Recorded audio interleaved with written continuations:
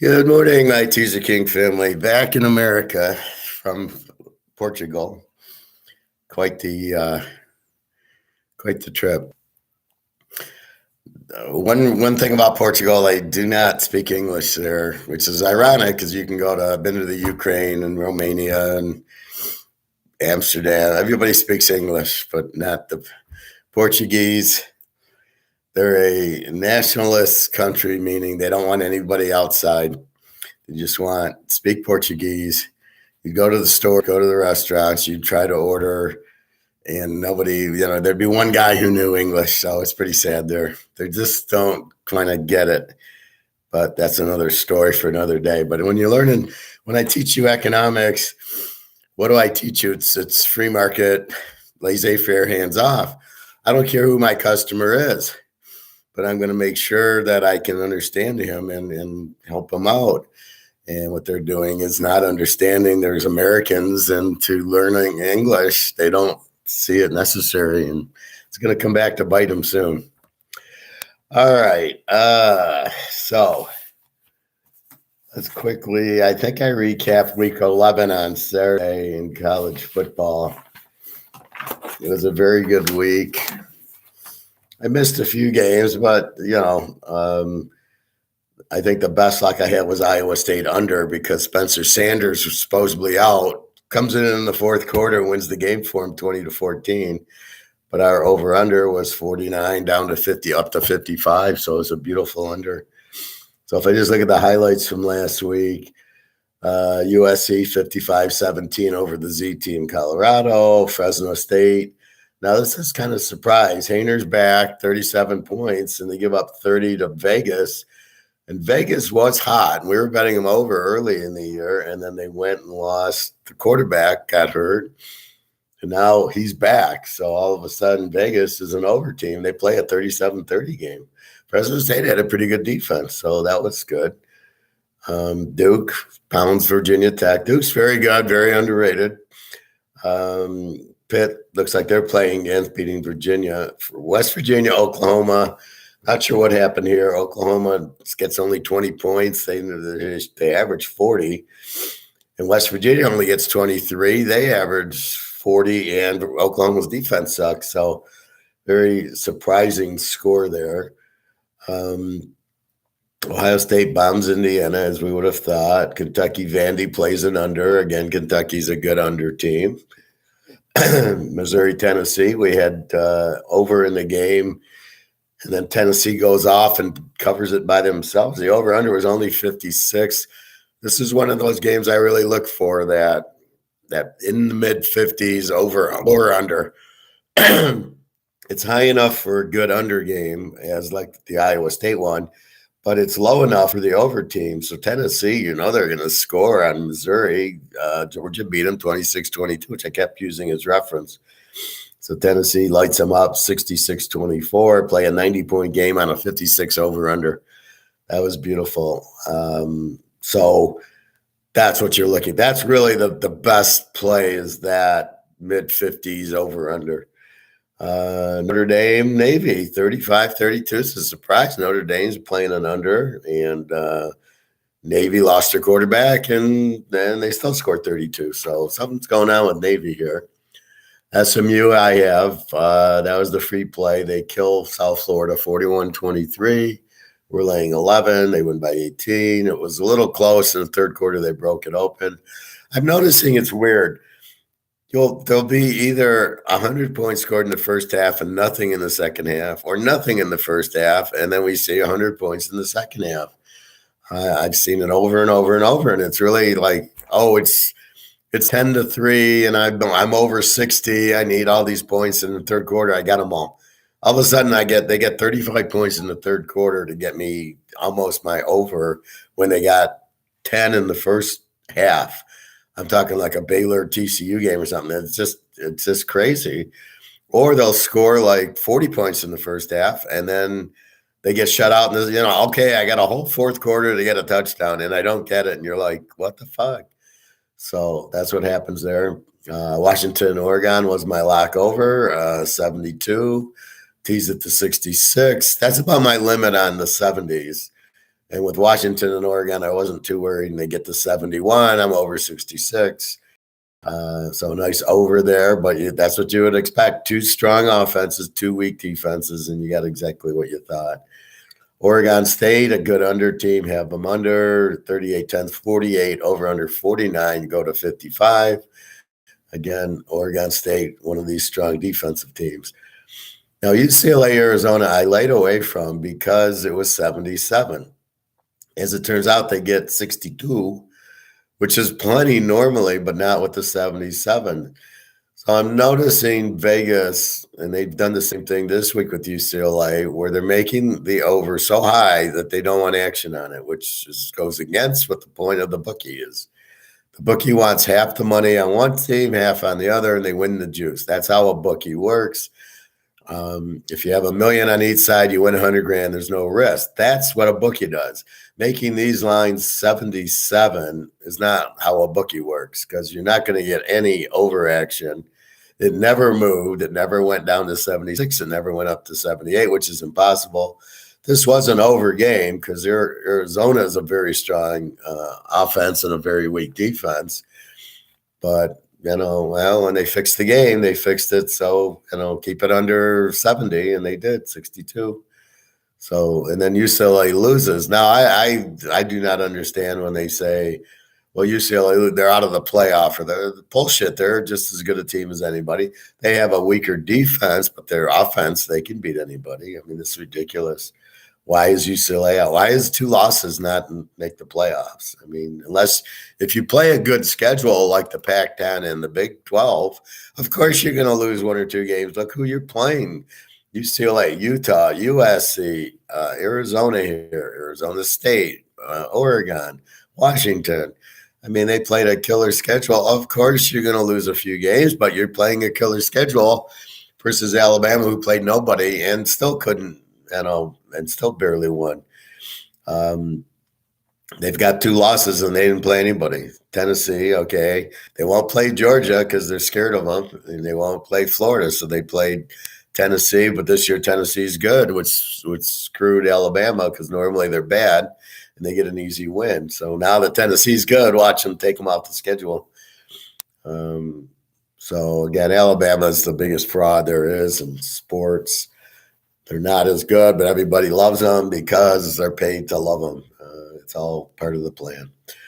Anyway, Utah, Stanford. I got Utah to kill them. Utah kills them 42-7, lane 18.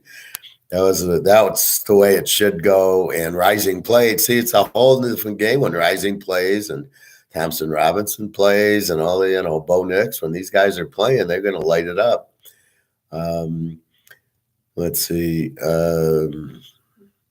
Houston, Temple. Houston was my second lock, over 56. Again, a nice 50-point lock with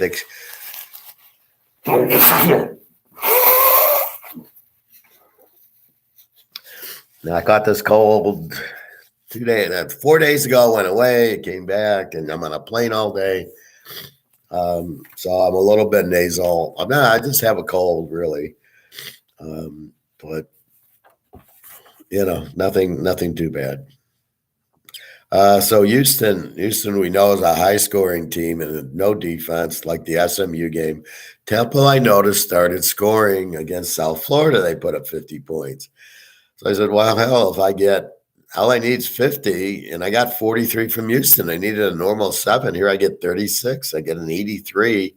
Again, I get an 80-point game and a 56. I mean, I love it. So that's really what you're looking for. Like a team like Houston's an over. If they play another team that can score and you only get a 56, it's ridiculous. That's because Vegas doesn't understand change.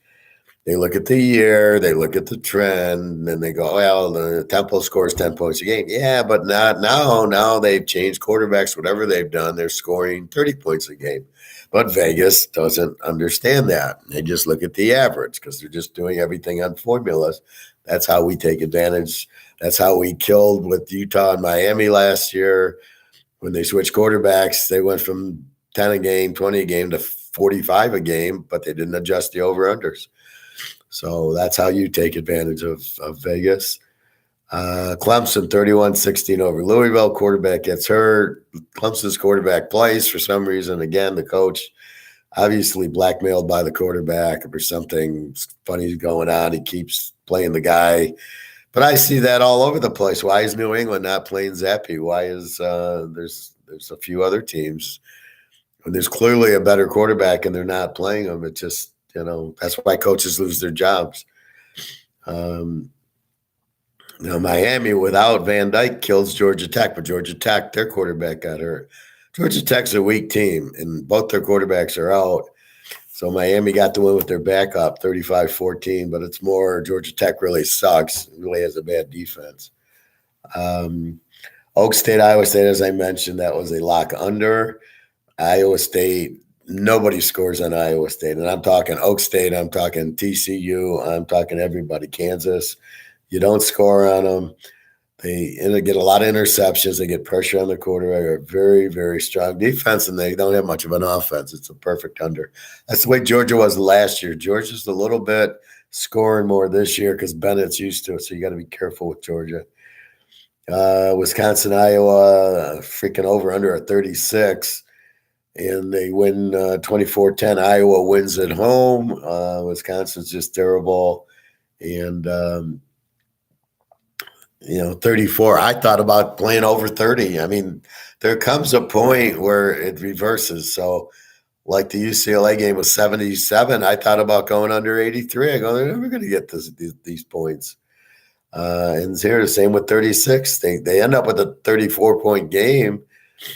But how do you bet a 36 under? Yet I loved it under initially, but now in the 40s, it's a lock.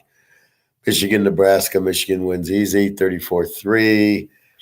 Over-under was 50. So that's about what you get. Michigan is just a running team, no quarterback, fairly good defense. Nebraska's just terrible now. The new coach, they don't know what they're doing. They don't have much of an offense. They don't have much of a defense. They're like a Z team, basically. Minnesota Northwestern, we got the under we thought we were going to get in Minnesota, Illinois, or one of the other type. Minnesota, another strong defensive team. The Big Ten's loaded with strong defensive teams, except for Ohio State.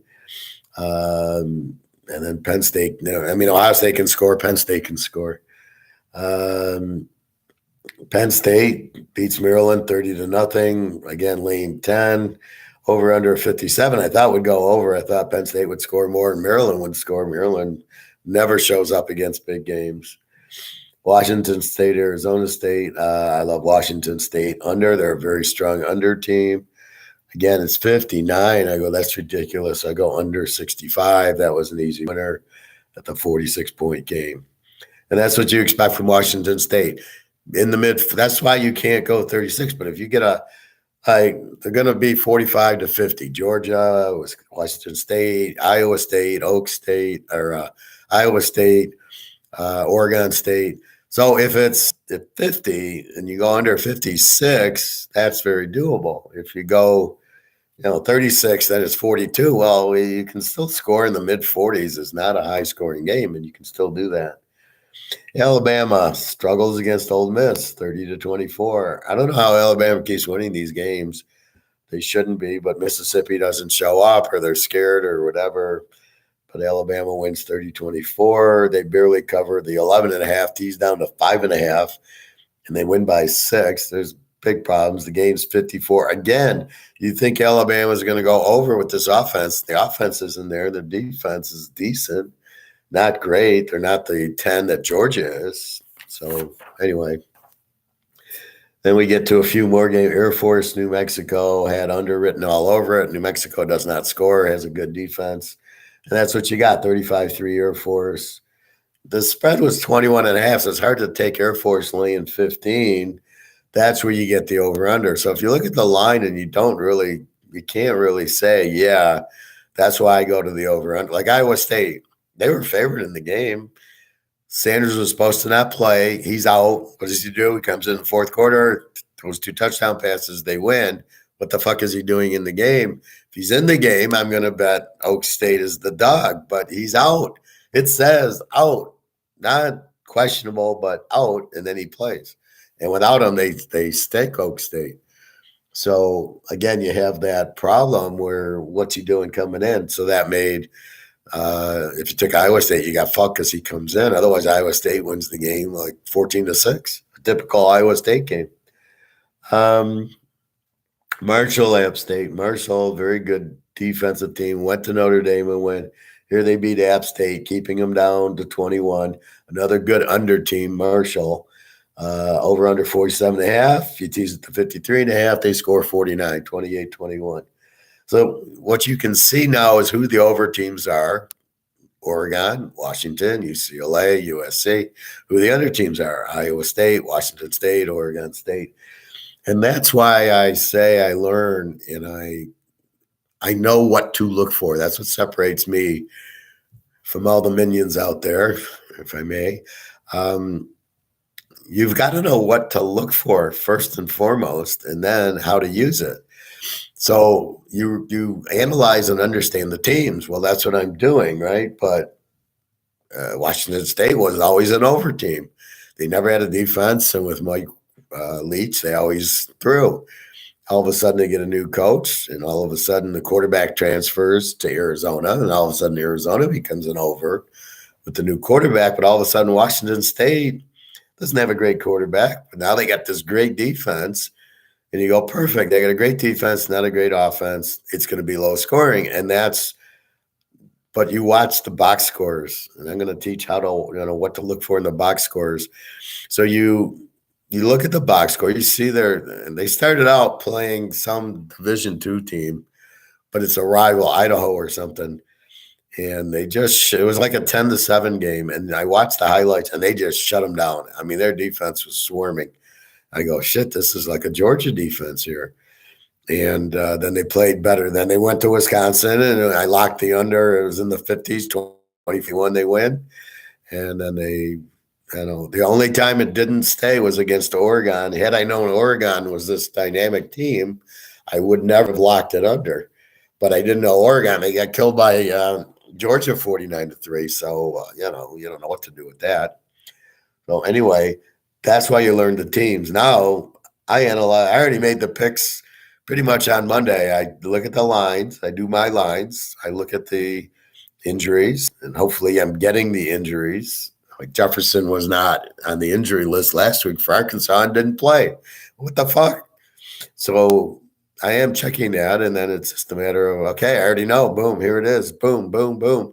And I can just see the games way, way ahead. So it doesn't take me long to analyze. And there's nothing really else to analyze. Are there injuries? No. Okay. How are they doing? You can see the last few, like Temple, all of a sudden they're scoring. Okay, they've changed. So I just ignore the stats. I'm going to do one on stats also because there's a lot of misleading stats going on in the gold market right now. So anyway, Marshall's an under team, so you got to be careful. You don't want to play them over, and they're a pretty live dog. Army and Troy. Troy's another one of these very low-scoring defensive teams. They play Army to a 10-9. You'd have thought it was Army Navy. Over under was 46, so under 52 was a joke. 10-9. UTSA's powerhouse. They 51-7 over LTech. UTSA, this Frank Harris, they score. They're a very live dog. Florida, South Carolina. Florida's coming alive. The quarterback still sucks, but he's running more. It's almost like Fields. He can't throw, so he's going to run. In South Carolina, Rattler's terrible. A lot of interceptions, a lot of turnovers, and he doesn't produce a lot of touchdowns. If you can't produce at Oklahoma with that cush offense, where me and you could throw 40 touchdowns there. If you can't succeed there, you're not going to succeed in South Carolina. So Florida kills them. They got Tennessee coming up. Georgia, Mississippi State. We have the game locked. This was a lock under 54. We went to 60 and then 64. Two things stuck out. There was a punt return at the end of the half. Why? Georgia punted the ball to the guy and not just put him out of bounds. There's 20 seconds off. It's the only way they can score some. I watched the highlight, a little fast guy, and he just weaved in and out, and, there's 20 seconds left. what are you doing? Just punt it out of bounds. So that cost us. And then at the end, I think Georgia just running the clock out, guy ran for a 20-yard touchdown. So really, it should have stayed under. Had they not done the punt return, it's 49 to 9. It's a 58. It's a W. So, the punt returns happen. But if you notice, Mississippi State did not score a touchdown offensively. That's the purpose of the bet. They didn't score against Alabama. I knew they wouldn't score against Georgia. So Georgia's now getting 49 on them. So now, as Nick says, well, when do we start betting Georgia as opposed to the under? And that's a good question. Last year, they didn't have much of an offense and this swarming defense. So when you get an Iowa or an Iowa State that has no offense and a great defense, they're unders. Georgia's starting to become more of like comfortable, like, yeah, we kick everybody's ass. We're going to, now you can bet us as opposed to betting it under. So again, it depends on who they play. If they play a strong under team, a Missouri, I don't know, Iowa State, and Iowa, it's clearly an under because they're going to have trouble scoring. But when they, Mississippi State was also, they give up like 23, 24 a game. Their defense was better and it got worse. And they played Alabama 55-0. That's kind of what I was expecting. Anyway, you're looking for a strong defense. If Georgia played Kansas State, it's a lock under. And Georgia won't score the 50 points. K-State Baylor, that was their second lock. That was a huge mistake. K-State with the strong defense. The over-under was 53, which was low. All I got to do is 46. All I need is 28-20. I can't imagine I won't get it with Baylor. I don't know how Baylor only scored 3 points. There was turnovers or what. K-State puts up 31. The Baylor team I've been watching should have no problem putting up 20 here. So it's just some sort of – but I should not have fucked with an under and an over bet, right? Kansas State. It's like going over on Iowa. Well, you can't. You could have done it last week and got away with it because it was so low, but at a 53, I just saw Baylor a 47-point game, and they're at home. They should do it. But again, you got to be careful. If it's a strong under defense like Kansas State. But I watched them, TCU beat them 38-28. So I don't know. Baylor was just off or what. Kansas, Texas Tech. This was my other lock, my sixth lock. Texas Tech, Kansas. It's always over. Kansas, best over team. Good offense, weak defense. So's Texas Tech, 43-28. They play a 71. Over under, I have 67, so 61. And that's what you're looking for. So Kansas, Texas Tech, both teams have weak defenses and explosive offenses. That's an over. The Baylor game, you're dealing with Kansas State's good defense, and they run the ball. I mean, so it was just one of those things. They must have had, let's go for it on fourth downs a lot or whatever. But it's shocking Baylor got 3. Let's put it that way. But against a good defense like Kansas State, you want to be careful. North Carolina, Wake Forest, good game. Again, this is a 76 over. I had no desire. The game played 70, 36-34 North Carolina. So here's one where I like the over, but not at 76, so I don't play it. Now I kind of miss taking North Carolina as the dog. They've been a pretty strong dog this year. Wake Forest with Hartman. So I know there's going to be a lot of points, but I can't. 72 is about as high as you can go. You're still 66. You can't really fuck with 76 and you got to get 70. You can't play it. Even with Hartman and May, 2 strong quarterbacks. They scored 36-34. They got you 70, which would have been a push maybe, but I thought it went up to 78. Again, when it gets that high, it's like Buffalo laying 20 points to the Jets. You can't. It's too high. The NFL, you can lay, 3. That's it. Maybe under a touchdown. Very rarely. So here you just the over-under got too high. You couldn't play it. Then it's, do I want to take the dog here? And North Carolina's been a very live dog. So I could have played them, but I had so many other good games. Auburn beats A&M 13-10. What the fuck's going on there? I don't. A&M sucks. Their running back, their good running back, got hurt. I don't know if he's playing this week. Keep an eye on that. If not, they're just a strong defense and no offense. It's amazing how bad their quarterbacks are. And again, this goes, well, we need a running quarterback. Yeah, I see all the running quarterbacks winning. Yeah, right. Okay. Yeah, that works well. Texas TCU, that was a very strong play. Had them in two teasers. Texas is laying 7. Why? TCU is the better team. I mentioned that on Saturday morning. And what happens? TCU wins 17-10. Easy one. So you're getting 13 points with TCU, the better team.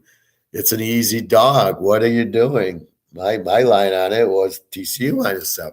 So it's a double teaser, right? I'm not laying 1. I'm not even getting 7. I'm getting 13. 13 with TCU has not lost. To beat Oak State, Kansas State, Baylor. They're beating very good teams. Texas isn't all that. TCU is much better than Texas. Again, TCU's got a new coach and a little new system, and they score points. And even when they're down, they were up 17-3. You got 13. You had 30-3 late in the fourth quarter. I mean, it was such a no-brainer. Florida State, Syracuse. Quarterback was injured on Syracuse. I think he's playing this week. Florida State, I don't know. All of a sudden, they're playing real well. They killed Miami. Now they killed Syracuse. So keep an eye on that. Hey, maybe we can take Florida State. 38-3. They killed Syracuse. Again, Syracuse is an under team. And so apparently is Florida State. Strong defense. The over-under was 51. They go 41 on you. So again, you could have played it under. Without the quarterback, a lot of the games, if you see the quarterback out, you go under with it. I did that with the Rams, Arizona. Both quarterbacks out. I played the under.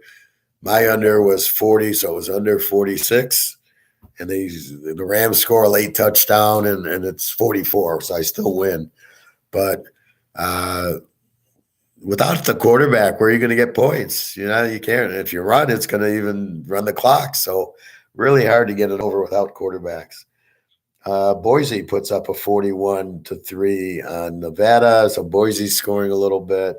And then the last game's kind of confusing. San Diego State, San Jose State, 2 under teams play a 43-27. Over under in the game was 41. They get 70 points. How the fuck does that happen? Where's that coming from out of the blue? A San Diego State team scoring 43 and giving up 27 to a weak San Jose State team. So, again, when people say, oh, Vegas, they hit the number, boom, boom, boom. Yeah, bullshit.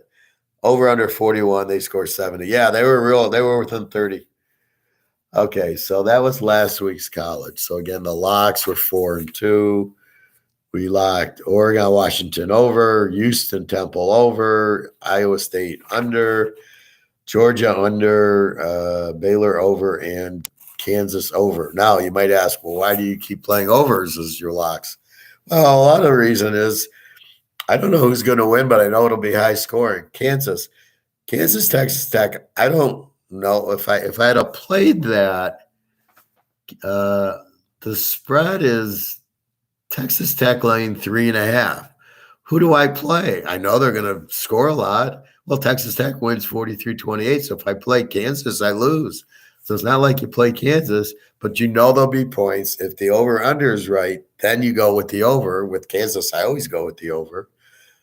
Except when they played Iowa State. Iowa State was the favorite. I took Kansas as the dog, and Kansas won 14-11. But against Oklahoma and Oak State and the rest of them, I just play Kansas over, and it's winner, winner, winner, winner, winner. And I play Iowa State under. I don't trust Iowa State to cover, but I know the game's going to be low scoring. So that's what you've got to learn the team, and then is it an over or under, or do I just pound them? Like Georgia, I'm not going to bet against Georgia. Do I play it under? Well, I didn't play it under against Vanderbilt, but normally I play it under, and normally I win. So, again, you got to watch the opponent. That's why you got to understand the team. That's the critical part about anything. Gold, stocks, football. You've got to understand what the hell you're doing, and you got to understand why you're doing it. So, again, on the airplane, oh, you got Bitcoin. Why do you get Bitcoin? Nobody can explain it. They're just in it because it's It's like they have no idea, and then they get murdered in it. That one guy, FTX or whatever, lost billions of dollars, and it's funny how the guys never go to jail because they give it to the government or whatever. But again, I mean, you're dealing with Bitcoin. When you're dealing with gold, you don't have to worry about these idiots because gold, even though it's kept down by COMEX, it's about to go through the roof. The black swan event I saw was Russia and China announcing how much gold they had. That's going to happen soon. I'd say by the beginning of the year, you buy your gold, you buy your silver at 35 an ounce, and you're getting 3,000-4,000 with it. I was with my girlfriend, obviously in Portugal, and we're talking about gold, and she kind of understands it, but I got a master's in it, so of course, I talk down to her level, not down to her, but down to her level. She says, "So what am I going to do with gold?" So when it goes up, I says, "It's going to go way up." She says, "So what am I going to do with it? Buy tea with the gold?" And the part that people don't understand is there'll be money. The money we use now is going to collapse, the U.S. dollar, but there'll be a new U.S. dollar. You need the dollar to go to the grocery store and buy gas and buy food and buy dinner. That's why you need the dollar. It's just a way to do it. The gold is like a Rolex. You don't take the Rolex to buy the food. You take the Rolex to buy the money, and the money buys the food. So you need that middleman, which is the money. Now, this money collapses, there'll be new money coming out. It's not backed by gold. It's going to collapse. China and Russia have money that's backed by gold, so it's not going to collapse. Any money that is not backed by gold and silver will collapse. That's a fact, Jack. That has to happen. So keep that in mind. But that's the medium of the exchange. That is so you can go and buy things. So the assets, so if you own a Rolex now, you wouldn't take it to buy food. You would take it to buy money to buy food. And that's what you'll do with gold. It is 50,000. You simply go cash it in, get 50,000, whatever dollars are out there, and you take those dollars to buy groceries and pay your rent and everything else. But because it's worth 2,000 now, that's the kicker. You just made 25 times on your investment. Where else are you going to do that? And it's totally legal. It's real money, and there's nowhere else to put it. You can't put it in stocks or anything. So anyway, I don't want to get too much into that, but let's go to week 10 of NFL. So this is last week. So I'm recapping last week, and we'll get into this week. So we start off Carolina beating Atlanta 25-15. Who the fuck knows? This is the problem with the NFL. 1 week Carolina gets killed by another team, and then they go play Atlanta at home and they beat them. So I am noticing the teams play better at home normally. You've just lost McCaffrey, and I don't know if Mayfield or PJ Walker played, but all of a sudden they beat Atlanta 25-15. So go figure. The interesting part being in Europe with football, the game started like 1 a.m. So you're like all day, it's Thursday night. When's the game start? And then the next thing, you go to sleep and the game's starting. You wake up, and then it's hard because you've got all this action and you're trying to sleep. And then you wake up at 7, 8 in the morning, and then you check the games. The game's over. And Saturday afternoon, the noon games, you can start checking at like 7 o'clock. So you got the noon game. The noon games and the 3 o'clock games I knew. And the 1 o'clock pro games I knew. It's the later games, the night games, the UCLA. You're going to find that out in the morning. Then we got Seattle, Tampa in Germany. I had a friend text me, and he says, "Where are you?" And I says, "I'm in Germany." He didn't believe me. I went to Frankfurt to get to Lisbon, and when he texted me, it was 6 a.m. German time, and it was probably he's in Vegas. It's probably 11 o'clock Vegas time. So I told him he didn't believe me. I said, "I'm in Germany." No, yeah, okay, wherever you are. I go, "I've been through." Why would I lie? I mean, it's so stupid. People that lie are shallow, weak people, not strong people like me. And there's no reason to lie. Why would I lie to them? If I'm in Michigan, I'm in Michigan. Now I'm back in Michigan. Why would I lie? It's so stupid. So I love Seattle as the dog. They scared me. Tampa Bay played like Tampa Bay. Seattle couldn't move. And it was early fourth quarter. They go up 21-3, I guess. And I'm like, fuck. Okay, I got to score right now. Boom, they score. So that was 21. They go for two. Why do you go for two? You're 21-9. You kick the point. It's 21-10. Now you're down 11. If you don't make the two, you're down 12. Now you're fucked. You need two touchdowns. What is going through these people's minds? You can't assume you're going to make the 2-point conversion. You have to play it actually opposite. If I don't make it, I'm down 12. So kick the point. I'm down 11. Now I need a field goal and a touchdown with the 2-pointer. I can tie. If I miss the 2-pointer there, I'm down 12. I'm fucked. And that's what they did. They fucked themselves. Then they score. Now it's 21-16. Well, if you would have done what you should have done, now you go for two. Now it's 21-18. And now you just need a field goal. Here you fucked yourself. So again, very stupid. This analytics does not work. Why they think it works is beyond me. I don't know why anybody thinks it works. What's the proof? And then nobody really goes back and says, yeah, we tried fourth down 5 times and we didn't make it. Maybe we shouldn't listen to analytics. Or I'm an idiot coach. I don't know what I'm doing. I shouldn't be coaching like this new Houston coach, the Lion coach. They're clueless. So what do? They just, what's fourth down, the analytics. I don't know how to coach. I'm just going to, analytics. I'm going to look at my notes. This is what they're doing. This is how stupid the coaches are. This is why it's so hard to pick pros. But with that said, I went 12-1. I was very, very, this was the best week I've had in pros yet. I'm starting to figure it out. It's starting to become clear because I'm starting, like here, I have Seattle as the dog. So they score 21-16. I got 8.5 or 9. I get the W. Tampa almost scored late, but then when they started taking the knees, I got excited. So Seattle, live dog. I know that. Coach Pete, I can bet on him. I get the winner. Minnesota, Buffalo, I think I tell you here that this game should be close. I mean, if you listen to Sundays, but why, okay, Buffalo 6-point favorites. We don't know if Josh Allen with the hurt elbow, well, he played running so he can get hurt some more, I guess. And Minnie had no right. Well, first of all, I'm going to argue that play on the goal line.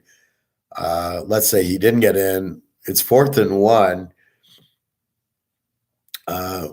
You have Delvin Cook in your backfield. I think you pitch it to him and let him sweep.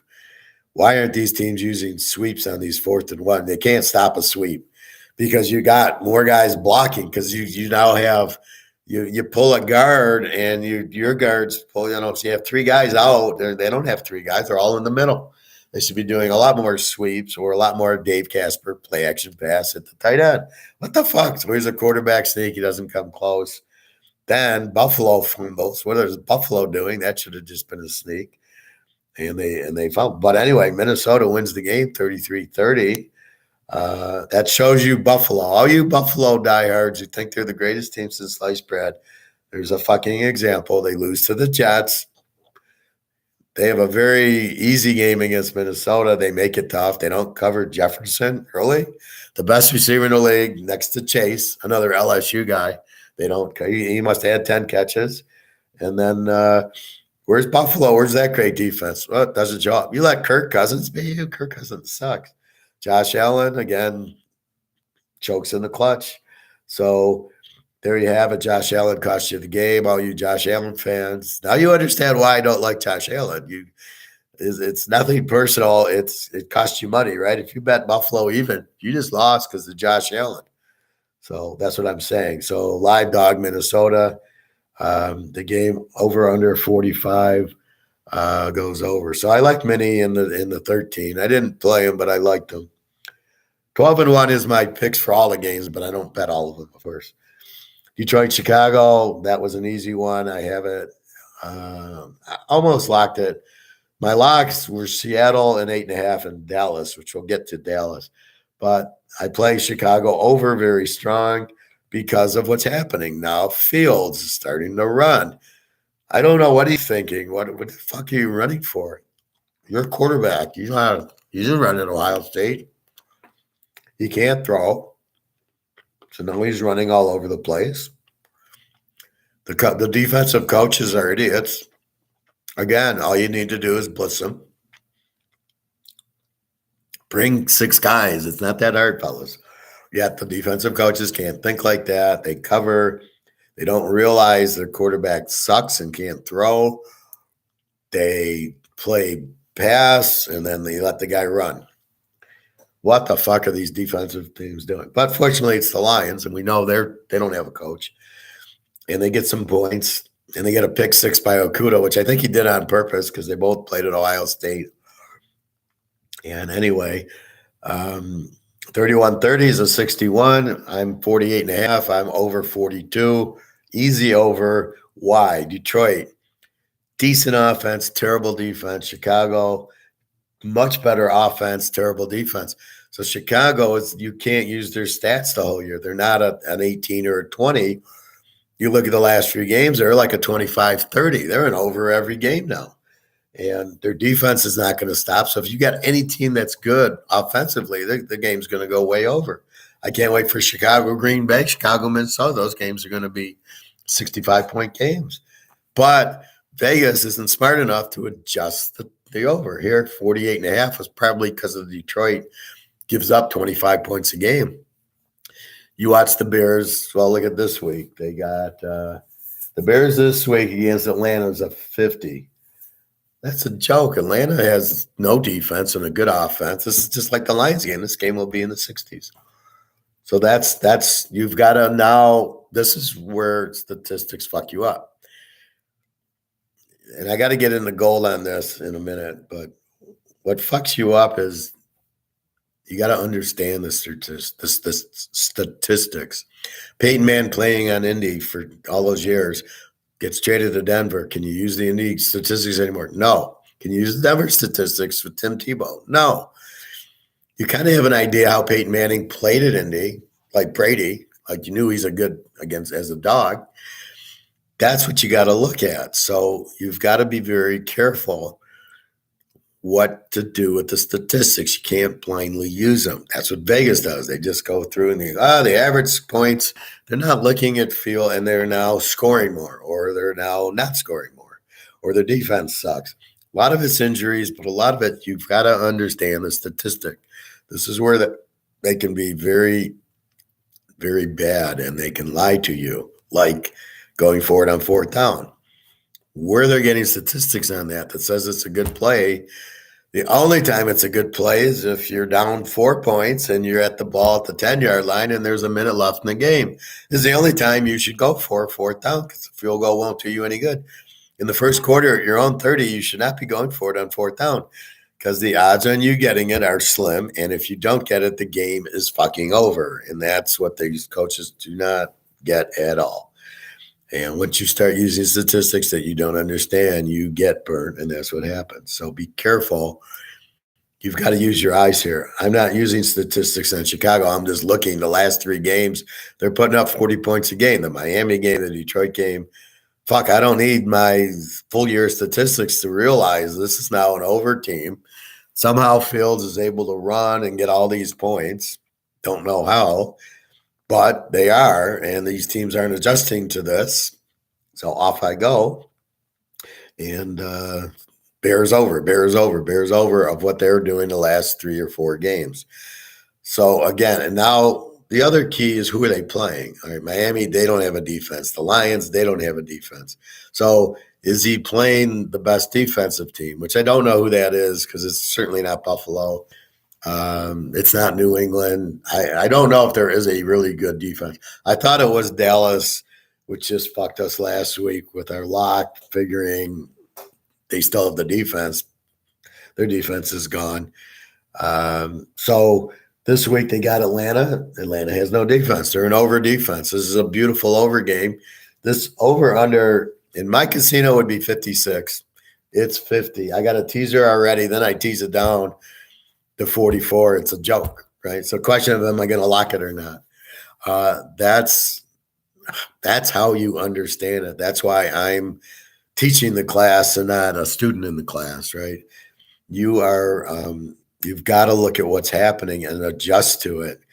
Vegas doesn't do the adjustment. We do. That's why we win. That's why I win every year I win is because I can see Chicago, and now we start I made a ton on them last week. That was the free play. If you go on the Sunday video, free play was Chicago Detroit over. It's right there. So why? Because all of a sudden Fields is scoring. Now, if he gets hurt, they're not an over. If somebody can figure him out, they're not an over. But I don't know. All the teams are the same. The defense sucks on every team.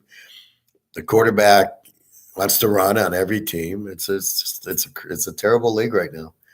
All right, Denver, Tennessee. Tennessee wins 17-10. Lane, 2.5. I like Denver with Russell Wilson, and I like the game under 39.5, 45.5. So I like the under a little bit more than Russell Wilson. Tannehill plays. I think I was waiting to see if Tannehill was playing or Willis. With Willis in there, it's definitely take Denver. Tannehill came in, and I still against Denver. It's an under. So maybe Denver would play Chicago, a lower scoring game. I don't know.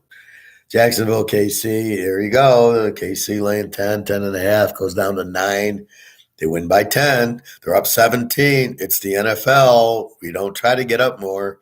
We're up 27-10. They get a backdoor Jacksonville touchdown, and they do. The over-under was 51. I like the game under, and under wins 44. So KC's playing a 44-point game. They get up 27-10. That's it. That's the problem with laying a lot of points in the NFL. In college, they're trying to make the playoffs. So Georgia's going to score 49 points because they want to be in the playoff. UCLA, USC, all these teams are trying to get a lot to look it up. Look at TCU. Now that was different. They couldn't run it up against a good Texas team, but they got the win. But if they can run it up, they're going to run it up. Because if they don't, they look bad, right? What did Alabama beat Texas 2019? Oh, they're terrible. They only won by a point. The NFL, KC wins by 10. Nobody's saying, oh, they were terrible. They only won by 10. So that's why it's hard to lay a lot of points in the NFL because they get up 27-10. They're not trying to pile it on. And unless there's a pick six or a strip sack, they're not going to score anymore. Here comes the other team. Trevor Lawrence, as bad as he is, gets a late touchdown, and it's 27-17.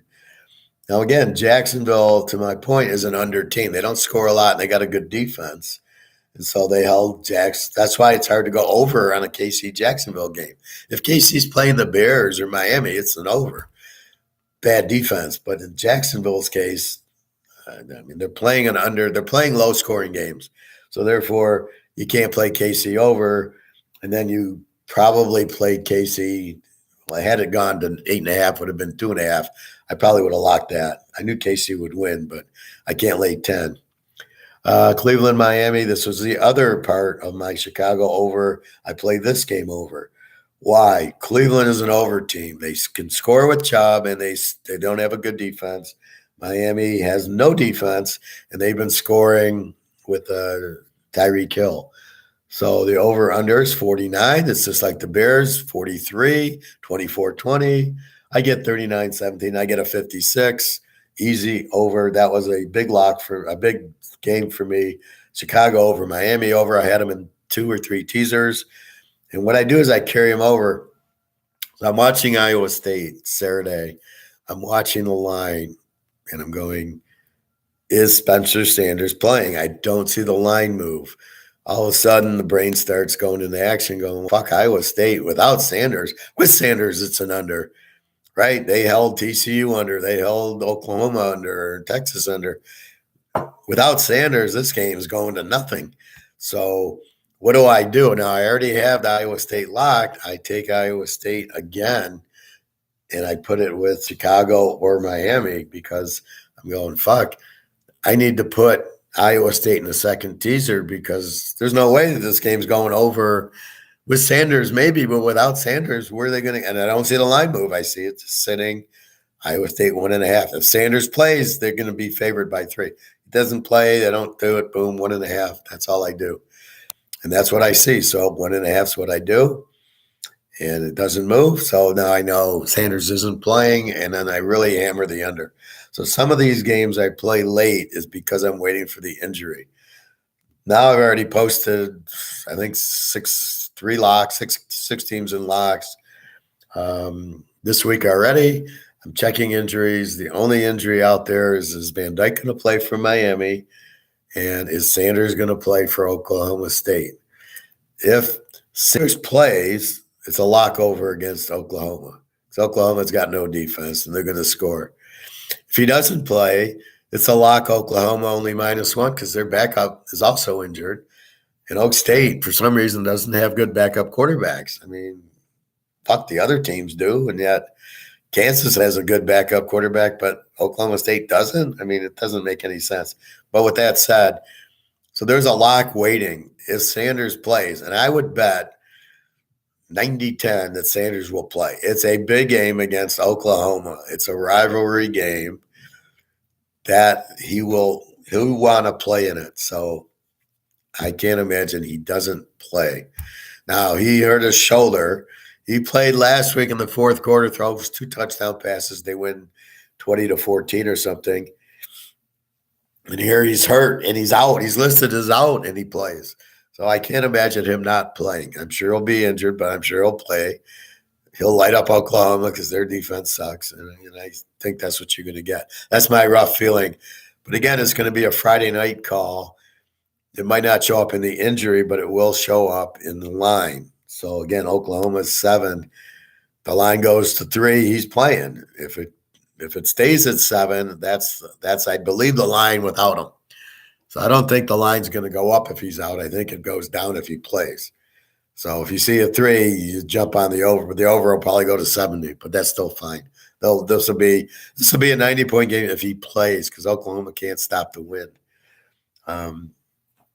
Anyway, so be careful of the stats. But in Cleveland, Miami, both have weak defenses. Both can score. It's a beautiful over, and it wins easily. Again, 56. Houston and the Giants, I like the Giants. So I even like Miami -3 +3 is a good play. They're a very strong. Miami is like 11-2 at home, and play against Cleveland on the road is 21-4. So Cleveland's a lousy road team. Miami's good. So I like Miami +3, but I like the over better. I like Kansas City -2.5, like I said. Houston and the Giants, I like the Giants. They're 5.5, 41.5. Houston is a weak team with a decent defense. The Giants are an under team. They run the ball. They don't score a lot, but they have a good defense. So I like the Giants +0.5 in the game. And I know they're going to win, and they win 24-16. They're much better, and Houston's terrible. But here, why is the spread 5.5? The spread should be 9 or 10. So again, you've got a good line. Again, people are still in the twilight zone. The Giants are 7-2 this year. This isn't a Z team. The Jets are not a Z team. The Lions aren't a Z team. They have changed. They're now a different team, but everybody still thinks of them as, oh, the Giants suck. They don't suck. They're winning. Here they got Houston at home, and they win 24-16. The over-under on the game was 41. That also was a winner. 40, an under team like the Giants. See, now here's where the Bears play the Giants. You can't fuck with the game over with the Bears because the Giants defense can hold them. They'd probably pressure them. Fields probably wouldn't have a good day. But against these over defenses, Detroit, Miami, Atlanta, yeah, Fields is going to have a strong day. So you got to be careful who they're playing and the personality of that team. And as we can see, the Giants are a very strong under team. And they play Houston 24-6. They play a 40. That's about what you get. New Orleans, Pitt. I don't know what happened here. Pitt -1. Kamara played. Dalton played. Pickett played. And they went 20-10. Here I have no pick. Initially, New Orleans was 1.5-point favorite. I like Pitt as a home dog. They're 5-0 now. They're 5-0 as a home dog. But in this case, I don't know what to do. New Orleans shuts out Oakland and gets shut out the next week. So I don't know. They get shut out by Baltimore, or a very low-scoring game. So here they're a road favorite. You know how I am with road favorites in the NFL. I don't like any of them. So I can't play New Orleans. So I like Pitt as a home dog. Then Pitt goes to a -1. Now I don't know what to do with it. Do I like New Orleans getting the 7? How it went 20-10, how Pitt got 20 points, I don't know.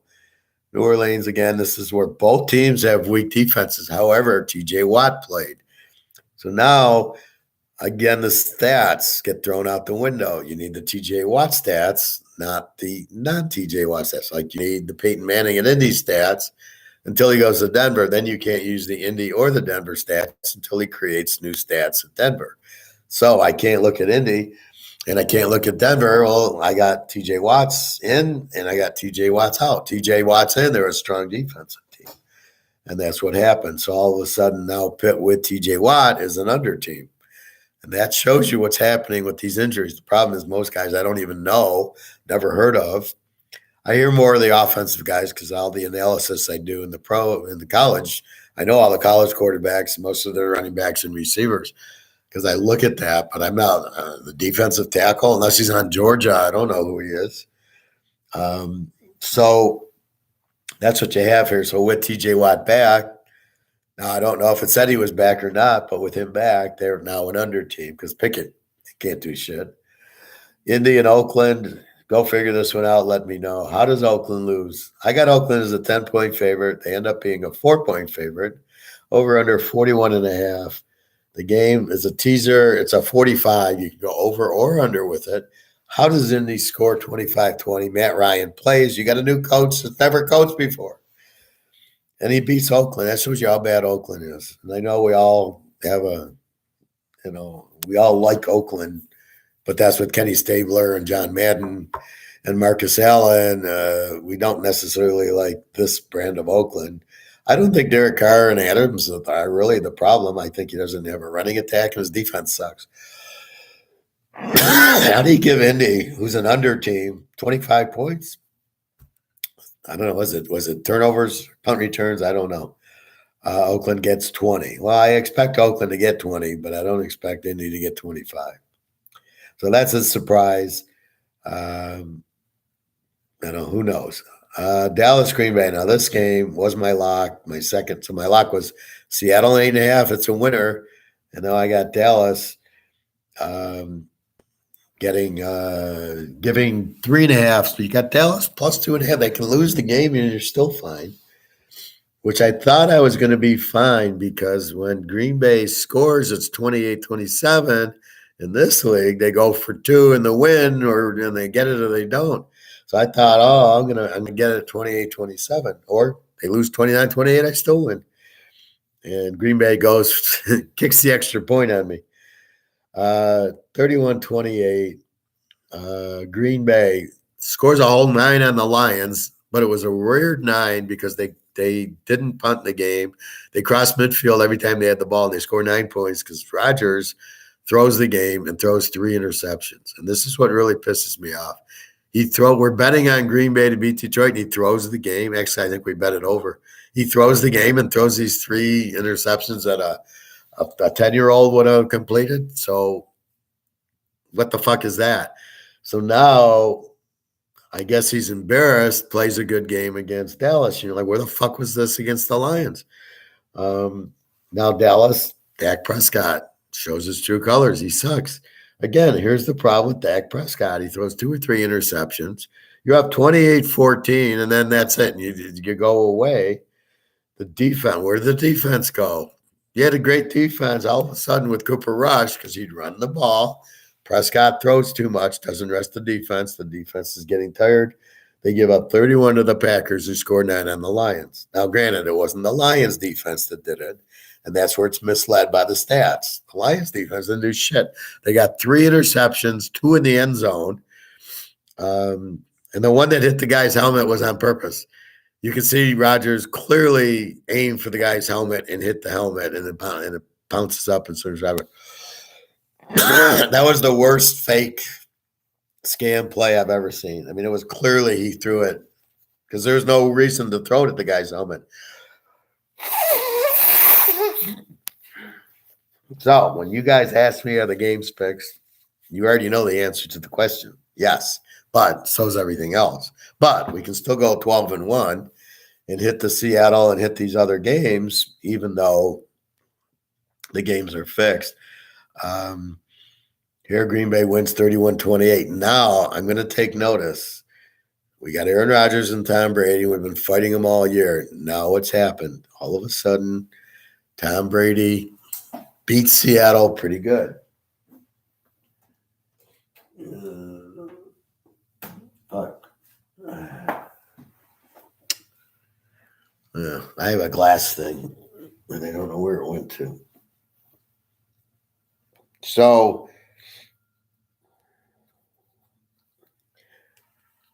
what are we noticing? Tom Brady lights up Seattle with a pretty good defense. He wins 21-16, but they're starting to look good.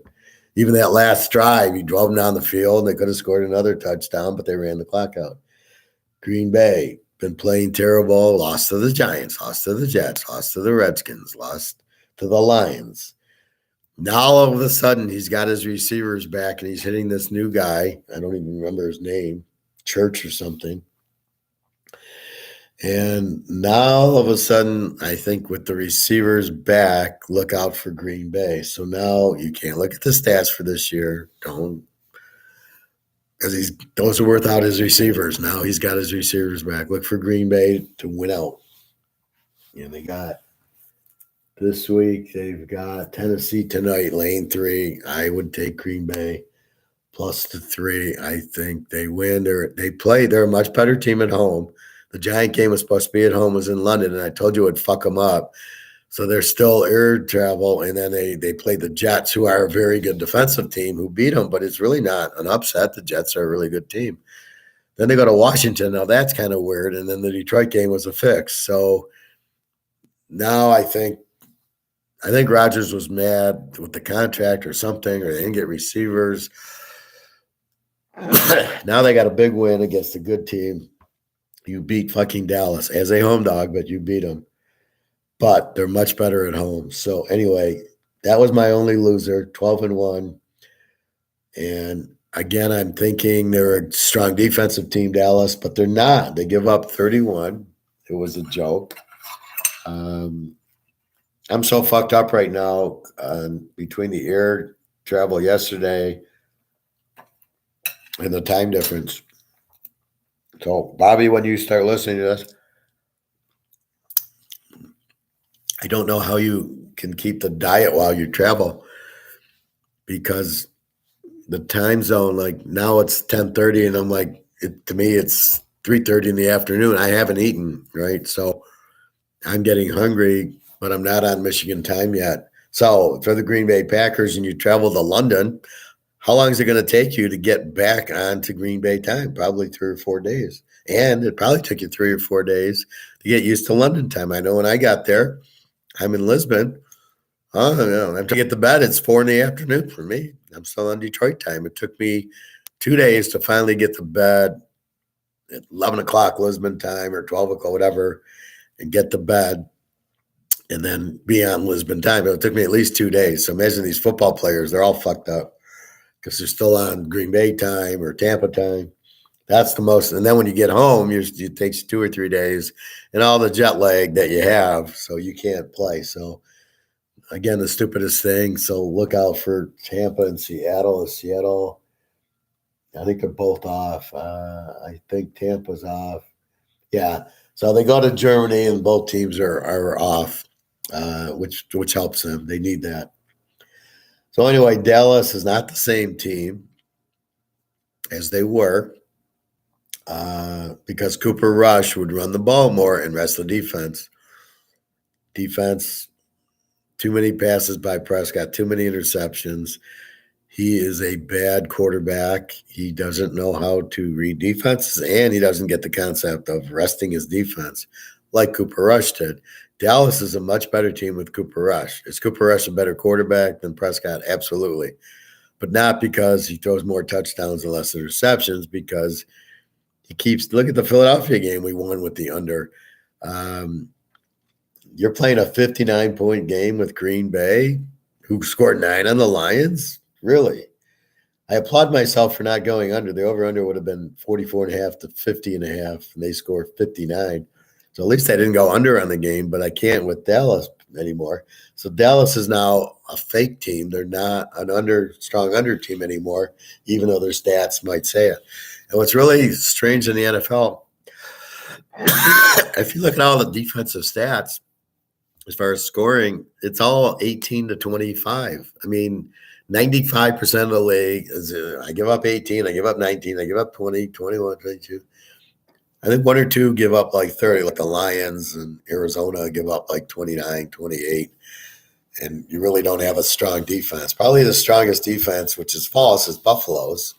And then maybe, I don't know. I don't really, who's got the best under defense? Maybe it's Denver. Maybe it's, fuck. The Rams, pretty good. The Niners, pretty good. Philly, pretty good. But that's what you have. It's not really, there's no Georgia defense in the league, which really hurts because look at all the money we make on Georgia under and Iowa State under and, these Iowa's under where we can't. In the pros, there's no real. Mini Buffalo is an under game, right? Mini's an under team. Buffalo has a strong defense, and the game goes to 63. That's all I can say. The under games in college are under, right? The under games in the pros, it's just a horse. It's a crapshoot. All right, Arizona, the Rams. The Rams are 3. I find both quarterbacks are out. I bet the game under immediately. It's at 40. I go under 46. Line goes down to 38. You're at 44. I think 44 and a half. So you still win. The Rams score this late touchdown. It's 27-10 to make it 44 and, but really had no effect on the teaser players. But again, it was Colt McCoy against, I don't know who the Rams quarterback. But when you see the quarterbacks out, it's usually an under because where are they going to get the points? San Diego, San Francisco. San Diego, the best road dog in the league, getting 13 points. What was that? Where you get it? San Diego 13.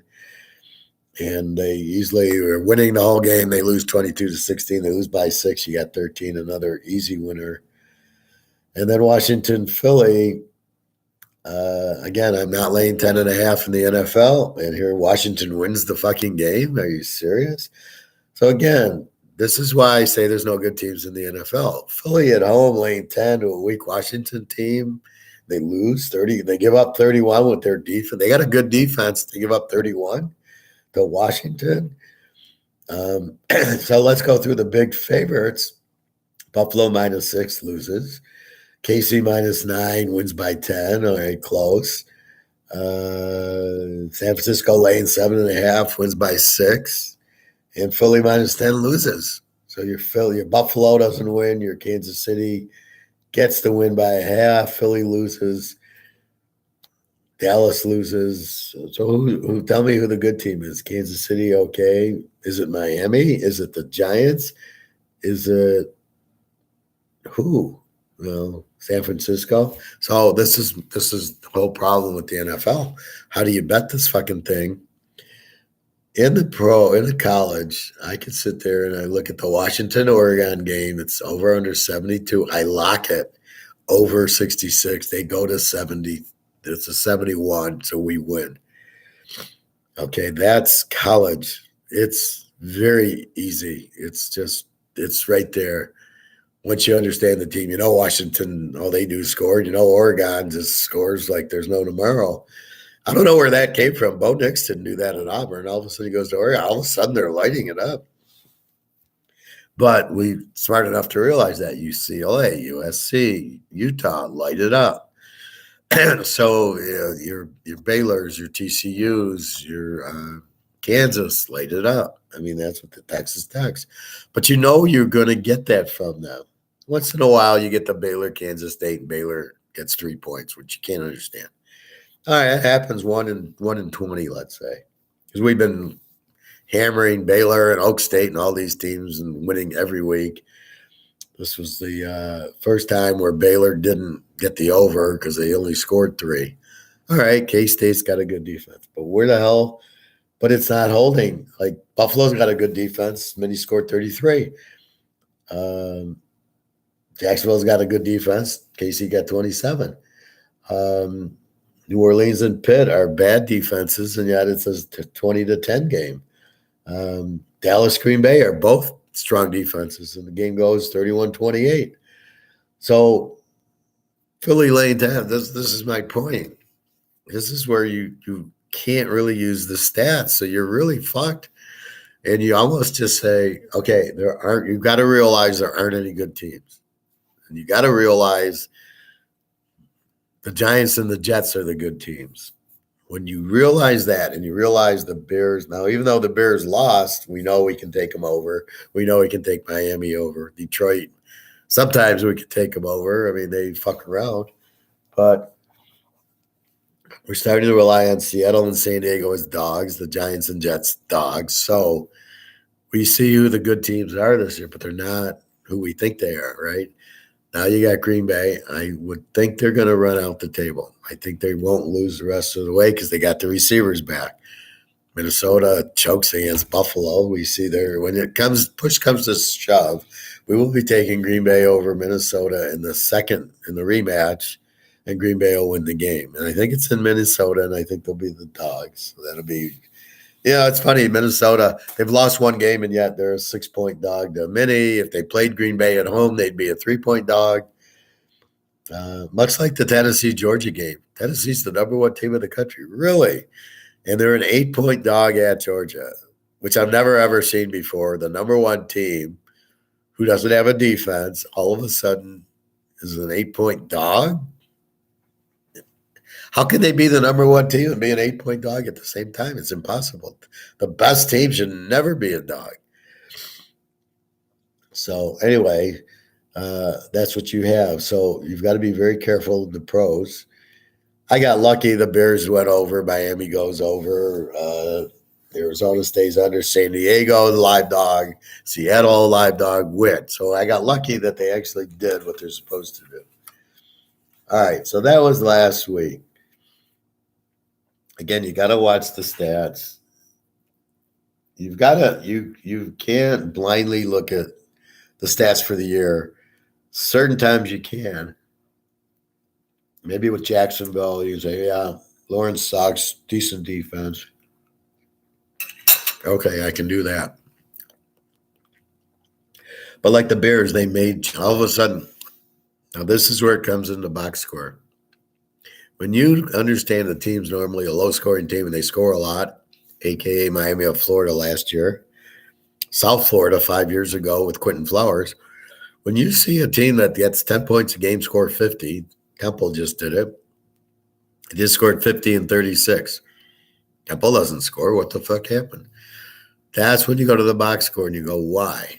Again, the mindset's got to be why. Why did they score? Why didn't they score? What's happened? Why didn't Baylor only get 3? And then why did Minnesota Buffalo get into the 60s on a game that should be under? Why did Green Bay beat Dallas? So you've got to understand what happened. We're not playing blind here. We don't play blind. That's why I ask if you give a comment to explain it. So somebody would say, I like the Rams against New Orleans. New Orleans is favored by 3.5. My question is going to be why. Stafford is supposed to play New Orleans. They're a much better team at home, as we see.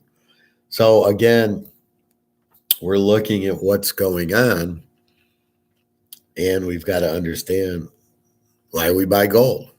I give a full explanation there. Why do we get out of the stock market? What is inflation? So we understand the whole game. The same thing here tonight. Green Bay 3 over Tennessee, over under 41.5. And I got to check the line, which we will run through. Looking at the why. Why do I play Green Bay or why? That's what I ask when you come on and you give your little, I like this team. Or Jimmy Choo likes this team. I don't care. I want explanation, right? This is a class. You have to bring an explanation to your comment. So why do I like? Well, Green Bay looks like they got the receivers back and they look like they're playing better. I haven't had a chance to go through some of the stuff. I just know Green Bay's kind of an even team now, so they're scoring more, giving up a little more, which I can eyeball from the Dallas game. Tennessee is an under team. They run Henry a lot, which keeps them under, keeps their defense rested, keeps the games low scoring. So with that said, what do you do? Now, I looked at Tennessee this year against Aaron Rodgers type of teams. Well, that goes to Kansas City, and they played them 20-17. KC scores, I think it went in overtime. I know it was a 3-point win for KC. So Tennessee played them very well. So I would assume they'll play Green Bay very well. That's what you look at is when you're analyzing, when you get down to all the other, you start looking at, excuse me while I eat my avocado. You start looking at similar teams. So you might look at Chicago, Atlanta is how Atlanta played Baltimore or other teams with running quarterbacks. Same with Chicago. How did they play, these teams with running quarterback, Arizona, let's say. And that's what you're looking at with Tennessee. How do they play the passing? How do they play Brady and Rodgers and Mahomes and, Herbert? That's what you want to see. And Tennessee played Mahomes very well. The rest of it was Indy twice, Jacksonville, kind of a bunch of garbage they played. They haven't played a good team. So the only one they played was KC, and they lost by 3. So they should be very good against Green Bay. Green Bay's starting to play well with all the receivers back. Again, this should be a tough game. Over under 41.5.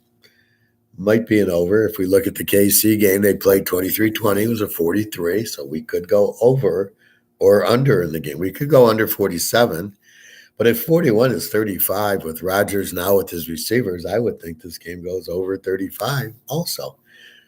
So you have many ways to play this game. I need to do my trend analysis. And really, I'm kind of reviewing last week right now. But because I was on Saturday and Sunday, I came on for you guys to do the weekend. So I got to study this a little bit more. But right now, I think Green Bay's hot. But this is it's a good team in Tennessee. So why don't we go through the line in the pros?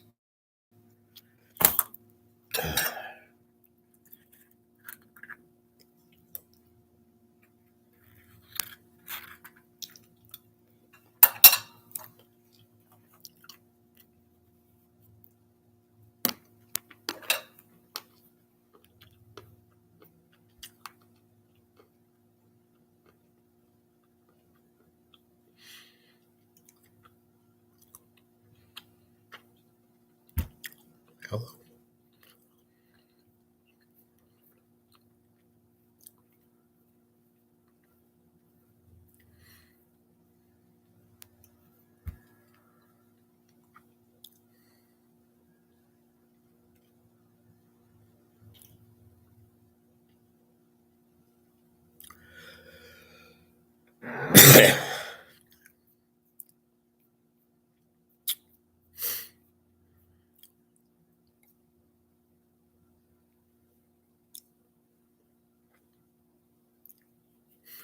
All right, so looking at the line, I got Green Bay. This is as of now, 10:51 Eastern Time.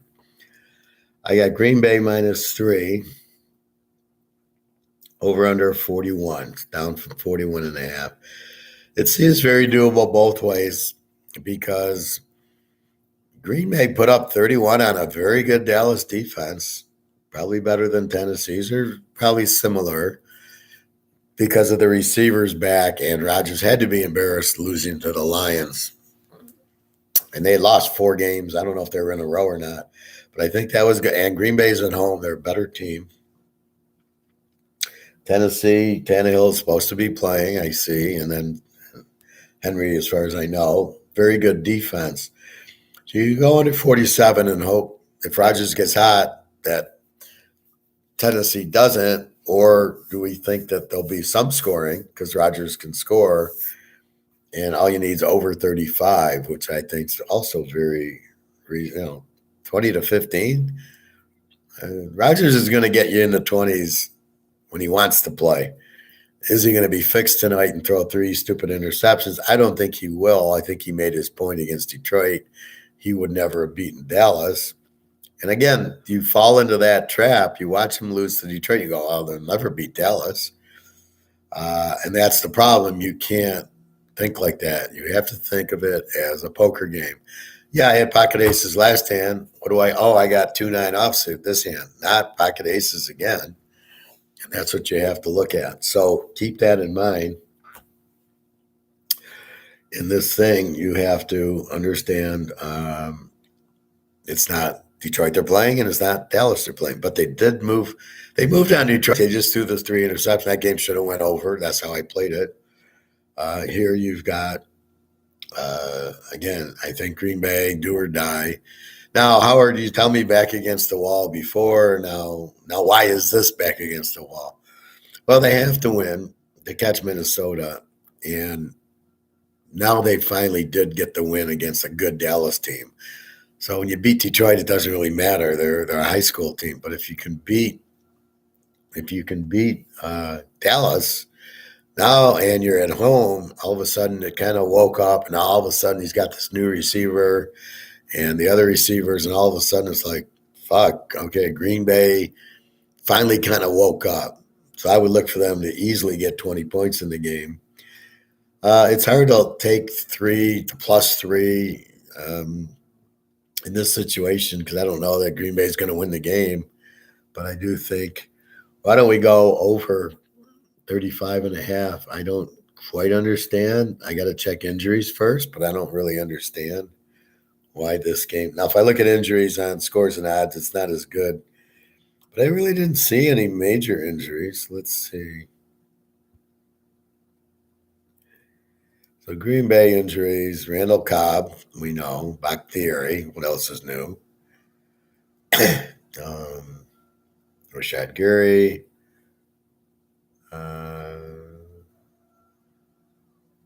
That's it. Nobody else big out. Tennessee. The kicker's out. Center, offensive tackle, linebacker, defensive end. Yeah, but they've been out. Most of these guys have been out for a while. Amani Hooker, defensive back, is out. Well, that's a plus for the over and for Green Bay. Lonnie Johnson, the cornerback, has been ruled out. So you've got a defensive back and a cornerback trying to figure out the difference. They're either cornerbacks or safeties. That's their 2 choices. And they're both out. Jeffrey Simmons did not practice. Defensive tackle, who cares? I don't see Henry and I don't see Tannehill. So this is how you look at the injuries to determine an over-under. I got 2 secondary people of Tennessee out. Are they the starters? Who the hell knows? Really doesn't matter. But you got 2 out. That means they got to go to depth. So Rodgers should have a fairly good game, which should put scoring. Tennessee apparently can score with Henry. Green Bay's defense is not a super defense, not as good as Dallas used to be. I like the game over. Let's go over with it, folks. Carolina, Buffalo, or Baltimore. Baltimore is laying 13. What is this about? 13, 41.5. So why would Baltimore be 13 over? I don't think they could beat Ohio State by 13, to tell you the truth. I don't get this line. I would have a hard time taking Baltimore laying 7. And see, again, they look good against New Orleans. So therefore, well, they're not playing New Orleans this week. They're playing Carolina, who beat Atlanta, who looked good. So I can't, Baltimore is not all that. They're an over team. Carolina, kind of a weak offense with an over defense. So this game, 41.5. This is like a joke over. Baltimore over. I love it. So let's look at the matchup. Let's see if there's any injuries. I won't do this with every game, but Carolina injuries. Andre Roberts. Oh, that was in September. I don't care about that. PJ Walker did not practice on Wednesday with the ankle, but they got Mayfield. I think he's starting. That doesn't hurt you. He's good. And then we go to Baltimore. Jean-Pierre Paul, probable. Linebacker out. Tackle out. Cornerback out. There's so many injuries. Mark Andrews, the tight end's questionable with the knee shoulder. Gus Edwards, questionable with the hamstring. J.K. Dobbins is out. Bateman is out. But they did pick up, which this doesn't show you, Deshaun Jackson. It's always the line because of Deshaun Jackson and because P.J. Walker's out.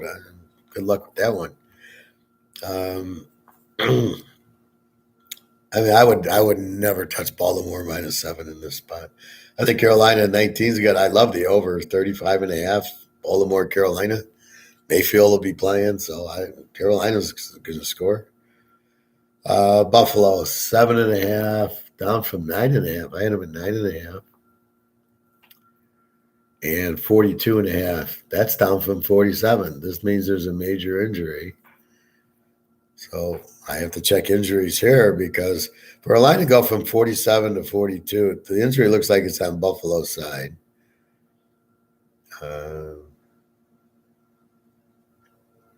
Josh Allen was limited on practice Wednesday, questionable with an elbow, but he played last week, questionable with an elbow, so he'll play. If that's the reason, that's not a reason at all.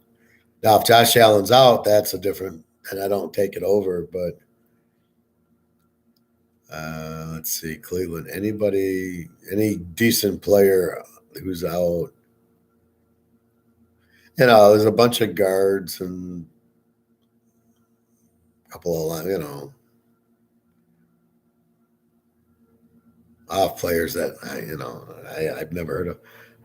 If Josh Allen plays, I love this game over 42.5. Because Cleveland's an over team, and we know Buffalo's going to score. 7.5. I don't know.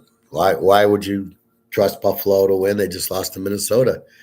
Cleveland's got a weak defense, but Minnesota has a good defense. So, yeah, Buffalo probably. So if Allen plays, you can play Buffalo probably and go over. And go over looks like the best play here. Philly, Indy. Philly 6.5, 43.5, down from 7.5. Indy's an under team with a high school coach. Philly is the A team who just lost to Washington. Now they go on the road. Do you trust Philly on the road to win? No. Can you trust Indy to do anything? No. 44. Matt Ryan's back playing. So obviously the struggle was Matt Ryan questioning the coach. The coach benches him. Plays Ellinger. They don't do anything. The owner fires the coach so Ryan can play. Obviously, what happened there, it's like a movie.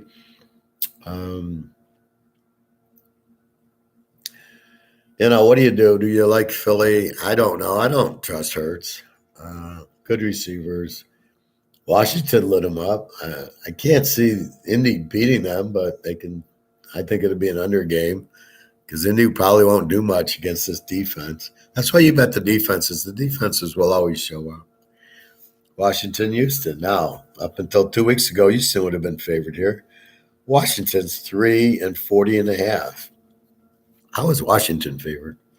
Is Houston that bad? That's what we don't know. That's the problem with it. We think Houston's that bad, but they keep hanging around. They lost. What was last week's game? They lost to the Giants 24-16. I guarantee you the Giants are a better team than Washington. We'll find that out. They're going to play each other twice. But I guarantee you they're better, and yet they're a home dog. How strong is Washington as a road favorite? So, they beat Philly on a Monday night. They're going to be flat here. Over, under, both teams' defenses are I think with Heineke, this is almost an over game because it's freaking 40. You go over 34. I mean, you're looking at these games to get to 20-17, and I know let's look at last week's scores.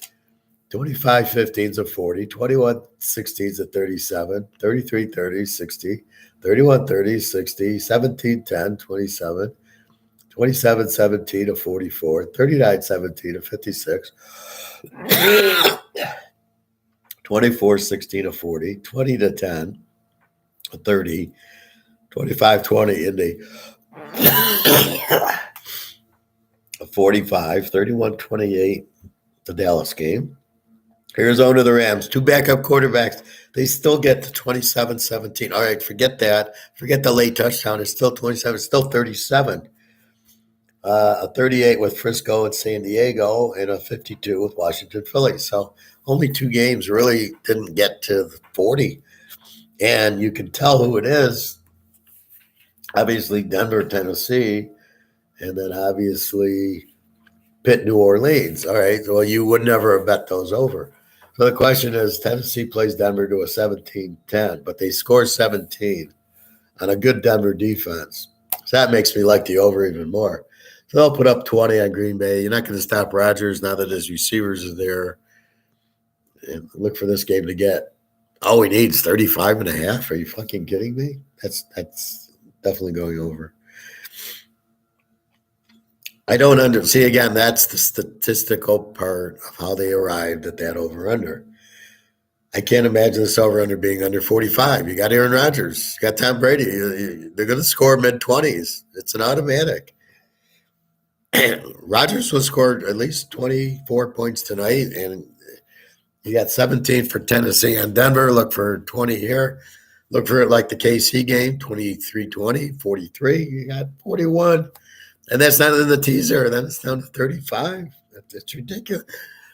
All right, you had the backup quarterbacks for Arizona and the Rams, and I told you to go under, and we won.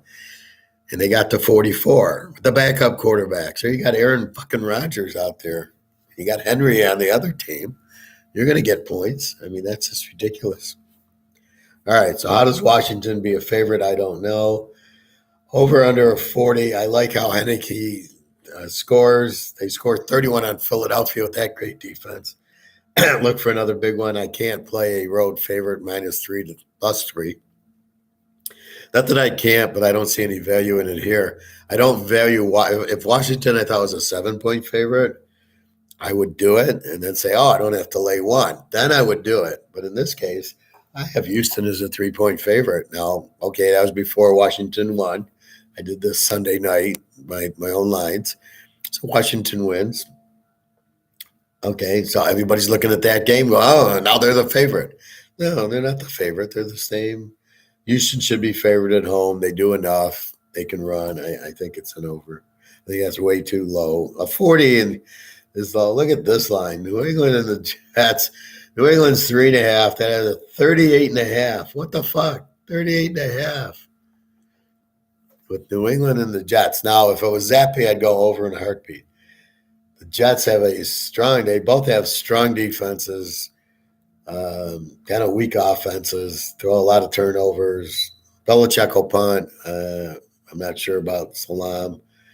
I kind of like the game under without looking at the 38.5, just thinking this will be a low-scoring game. So this is your Denver-Tennessee game. This is the one that might not get to 40. Because the New England plays a lot of low-scoring games because they play a pretty good defense. But the Jets play a pretty good defense too. So this could be a 16-13 game. Now, as far as who I like the Jets at 9.5. I think they're a much better team. I'm almost questioning New England being favored, especially with Jones at quarterback. He sucks. I don't get why they're not starting Zappe. That means they're trading one of them, like you did with Garoppolo. How bad is that? So they kept Brady and won 3 Super Bowls versus keeping Garoppolo. How smart do they look now? Because Garoppolo sucks. Okay. So I think we like the game under, or the Jets is 9.5.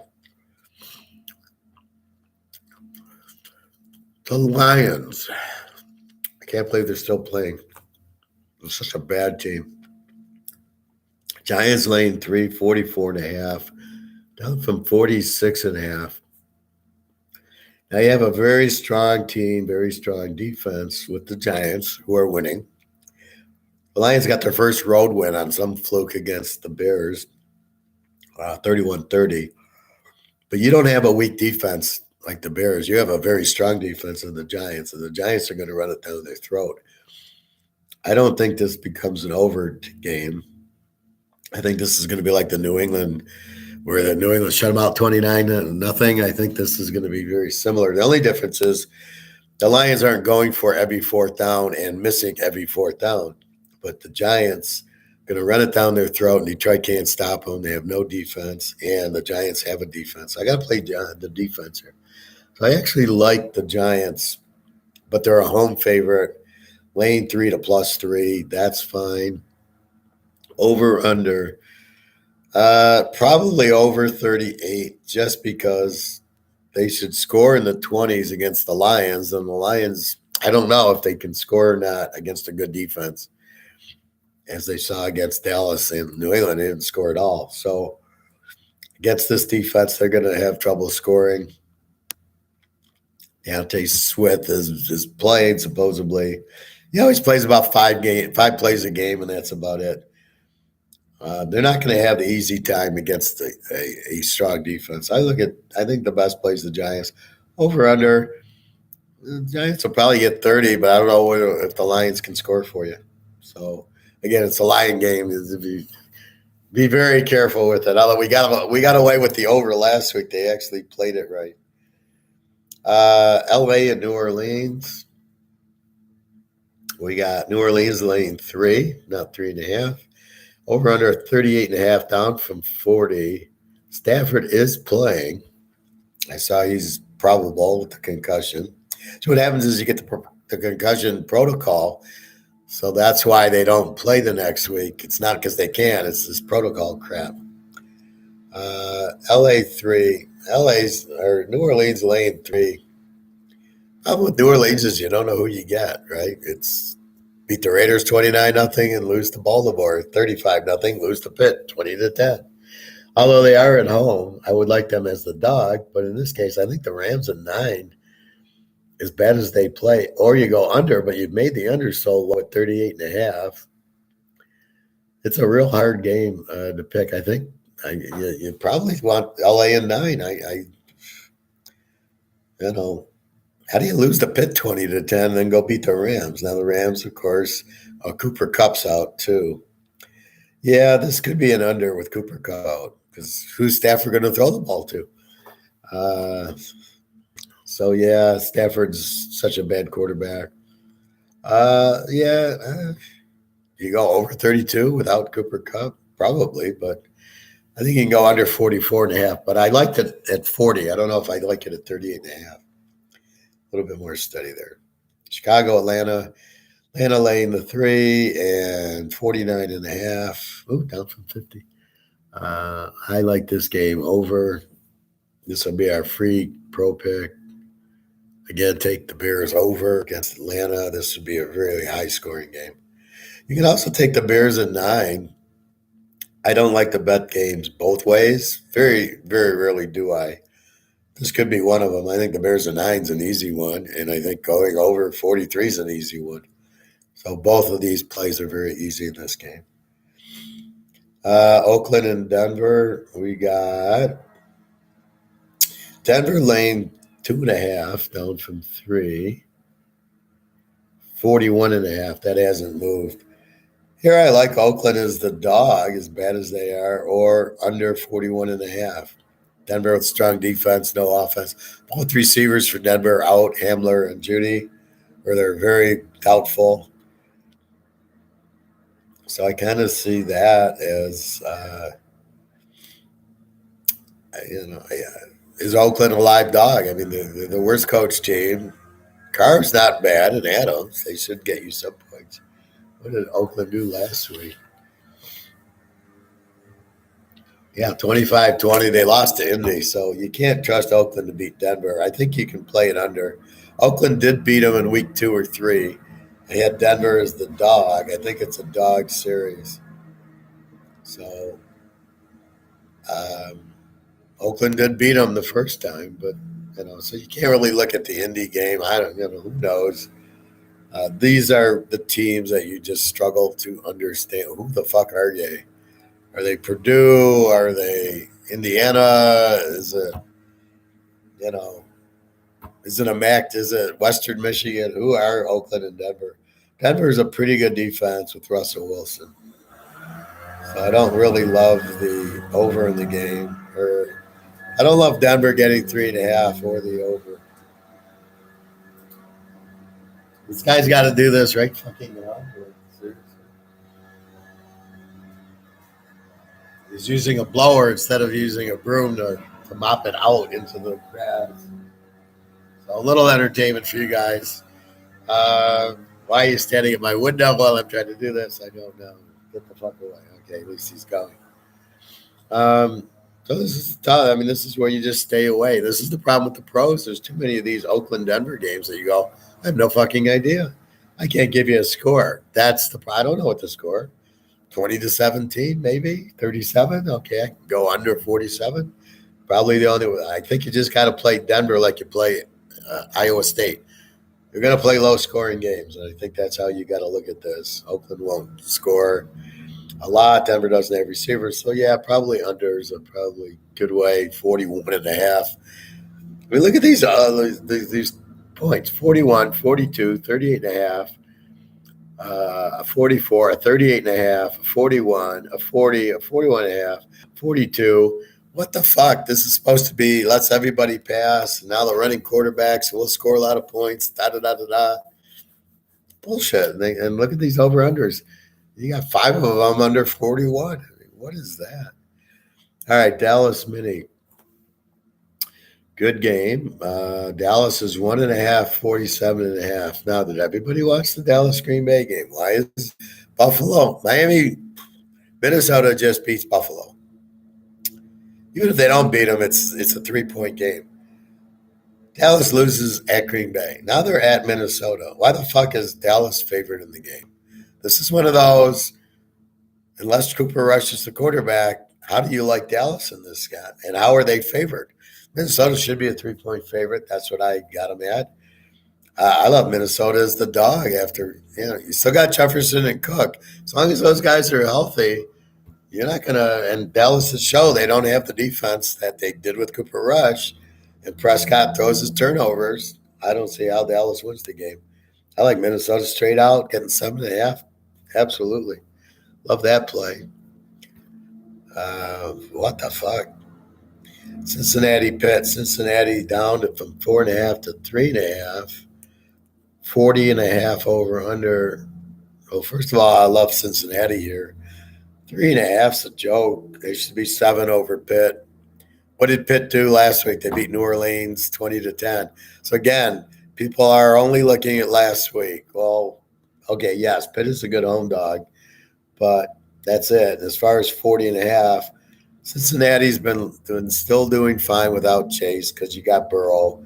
They've been running with Mixon. Now, I don't think Mixon's going to do a lot here against TJ Watt, but I like Burrow. This game in Pitt. The first week was in Cincinnati when they missed an extra point. They missed a couple of field goals. So I think there's a little revenge for Cincinnati, but I think you got 2.5 with Joe Burrow. I think Pitt's not a good team in any stretch of the imagination. So I think you can go under here. I think you can take Cincinnati in 2.5 here also. Probably an under, but I think since he wins 20-3 or something like that, since he's got a good defense. Kansas City and San Diego. Kansas City's down from 7 to 5.5. A lot of strange line movements. Over under 51.5, up from 50.5. I'm not sure it's an over under type of game.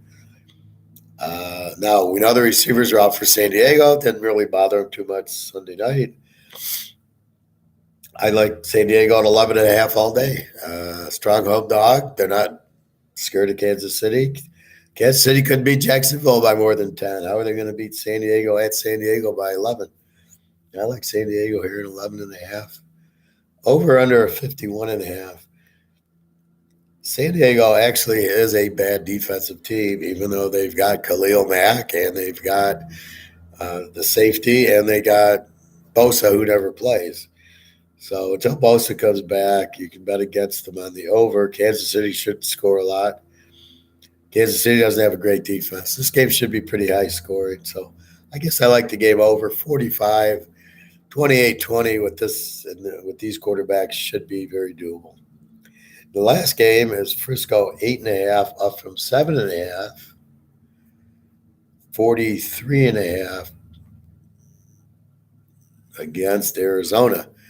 Well, here it's just a question of is Kyler Murray the quarterback or is whatchamacallit, McCoy the quarterback? You can't really look at the LA game without Stafford. There's probably turnovers, so they get more points than they should. So I look at I need more time to look at this game. But Frisco 8.5 again. How do you trust them? If Murray plays, I can't take Frisco.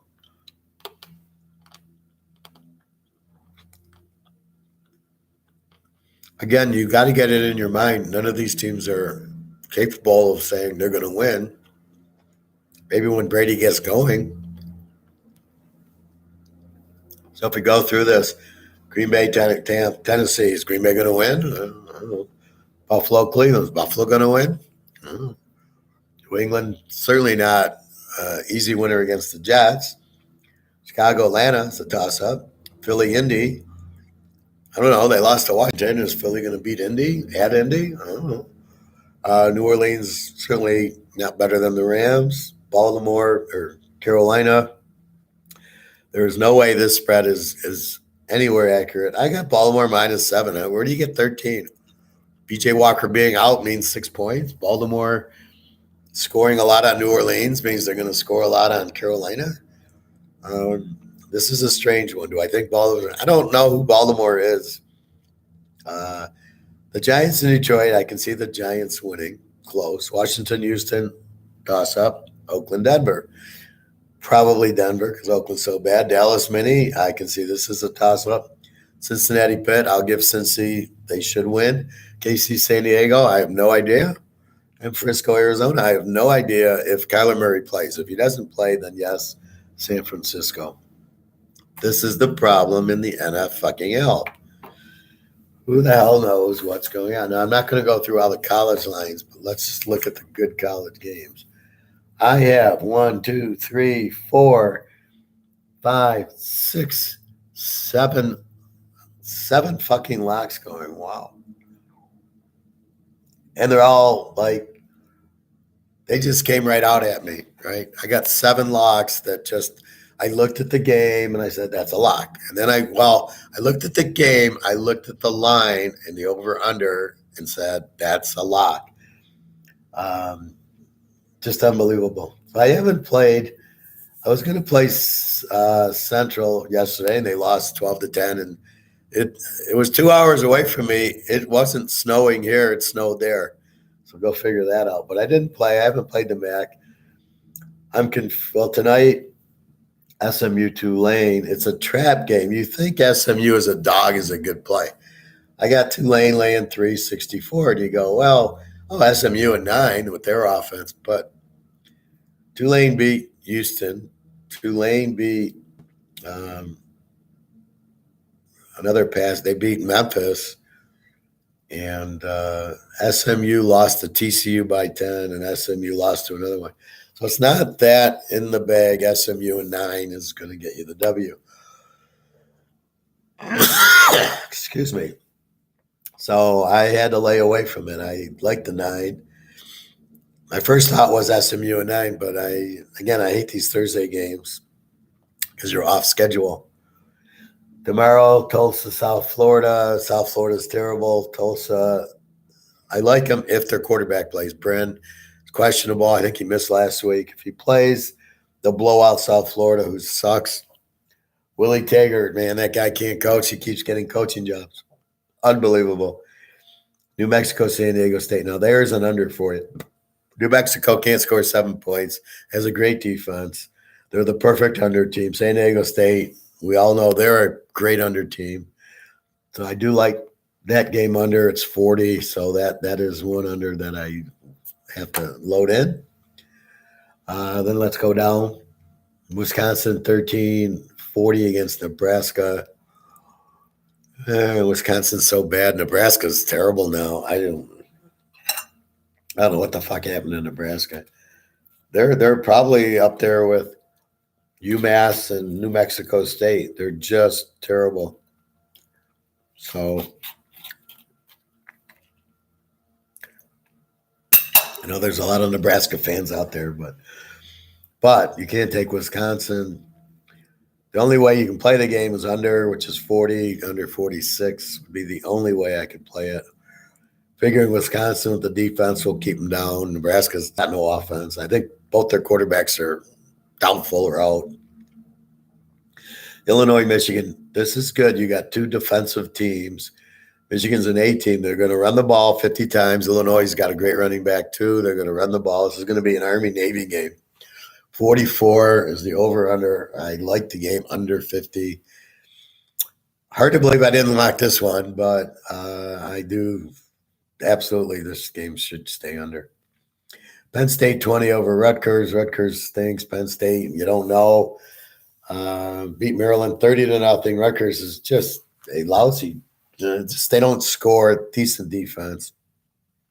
Penn State only laying 14, probably good. See, now look how quickly I can look at Penn State Rutgers. And yet in the NFL, I can't look at what Washington, Houston and give you any type of analysis that I can give you in a Penn State Rutgers game. And why is that? Why is the NFL so fucking ridiculous? The biggest answer is because you got new coaches every year. You got 11 new coaches this year. You'll probably have 11 new ones next year. You got quarterbacks moving all around. You got quarterbacks that can't play, that run Fields, Lamar Jackson. These are not quarterbacks. So you got guys there that it's like, what the fuck? They can't quarterback, and you can't bet them. You got weak defense. They got the same defense. Virtually every team has these running quarterbacks and this defense that can't stop the win. And and yet they don't score. I mean, the running quarter like Kyler Murray, you think, oh, they're 10-0. No, they're like 3-7. You're like, it doesn't work, but they don't want to admit it. Anyway, TCU Baylor, TCU a 2.5-point favorite at Baylor. Here's what I like. The over-under is only 56, but TCU's not Kansas State.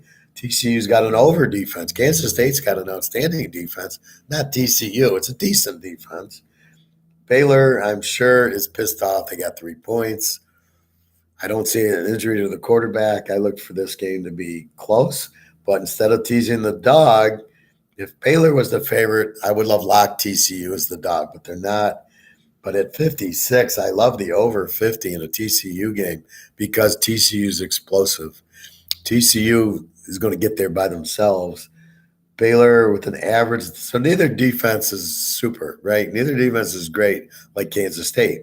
So I'm avoiding that. I'm taking Baylor over against an over team TCU. Their defense will give up 30 points. And all I got to do is get to 50. I mean, this is a joke. Tennessee 21.5, 65 against South Carolina. And I thought about going over on it, but I absolutely like Tennessee. Now, here's where you get in college. Tennessee to make the playoffs cannot lose. They've lost their one game. They won't be in the SEC championship. That'll be Georgia. So Tennessee to make the playoff must destroy South Carolina. They got to win big. And then I think there's one more week where I think they'll play Kentucky or Vanderbilt, one of those two.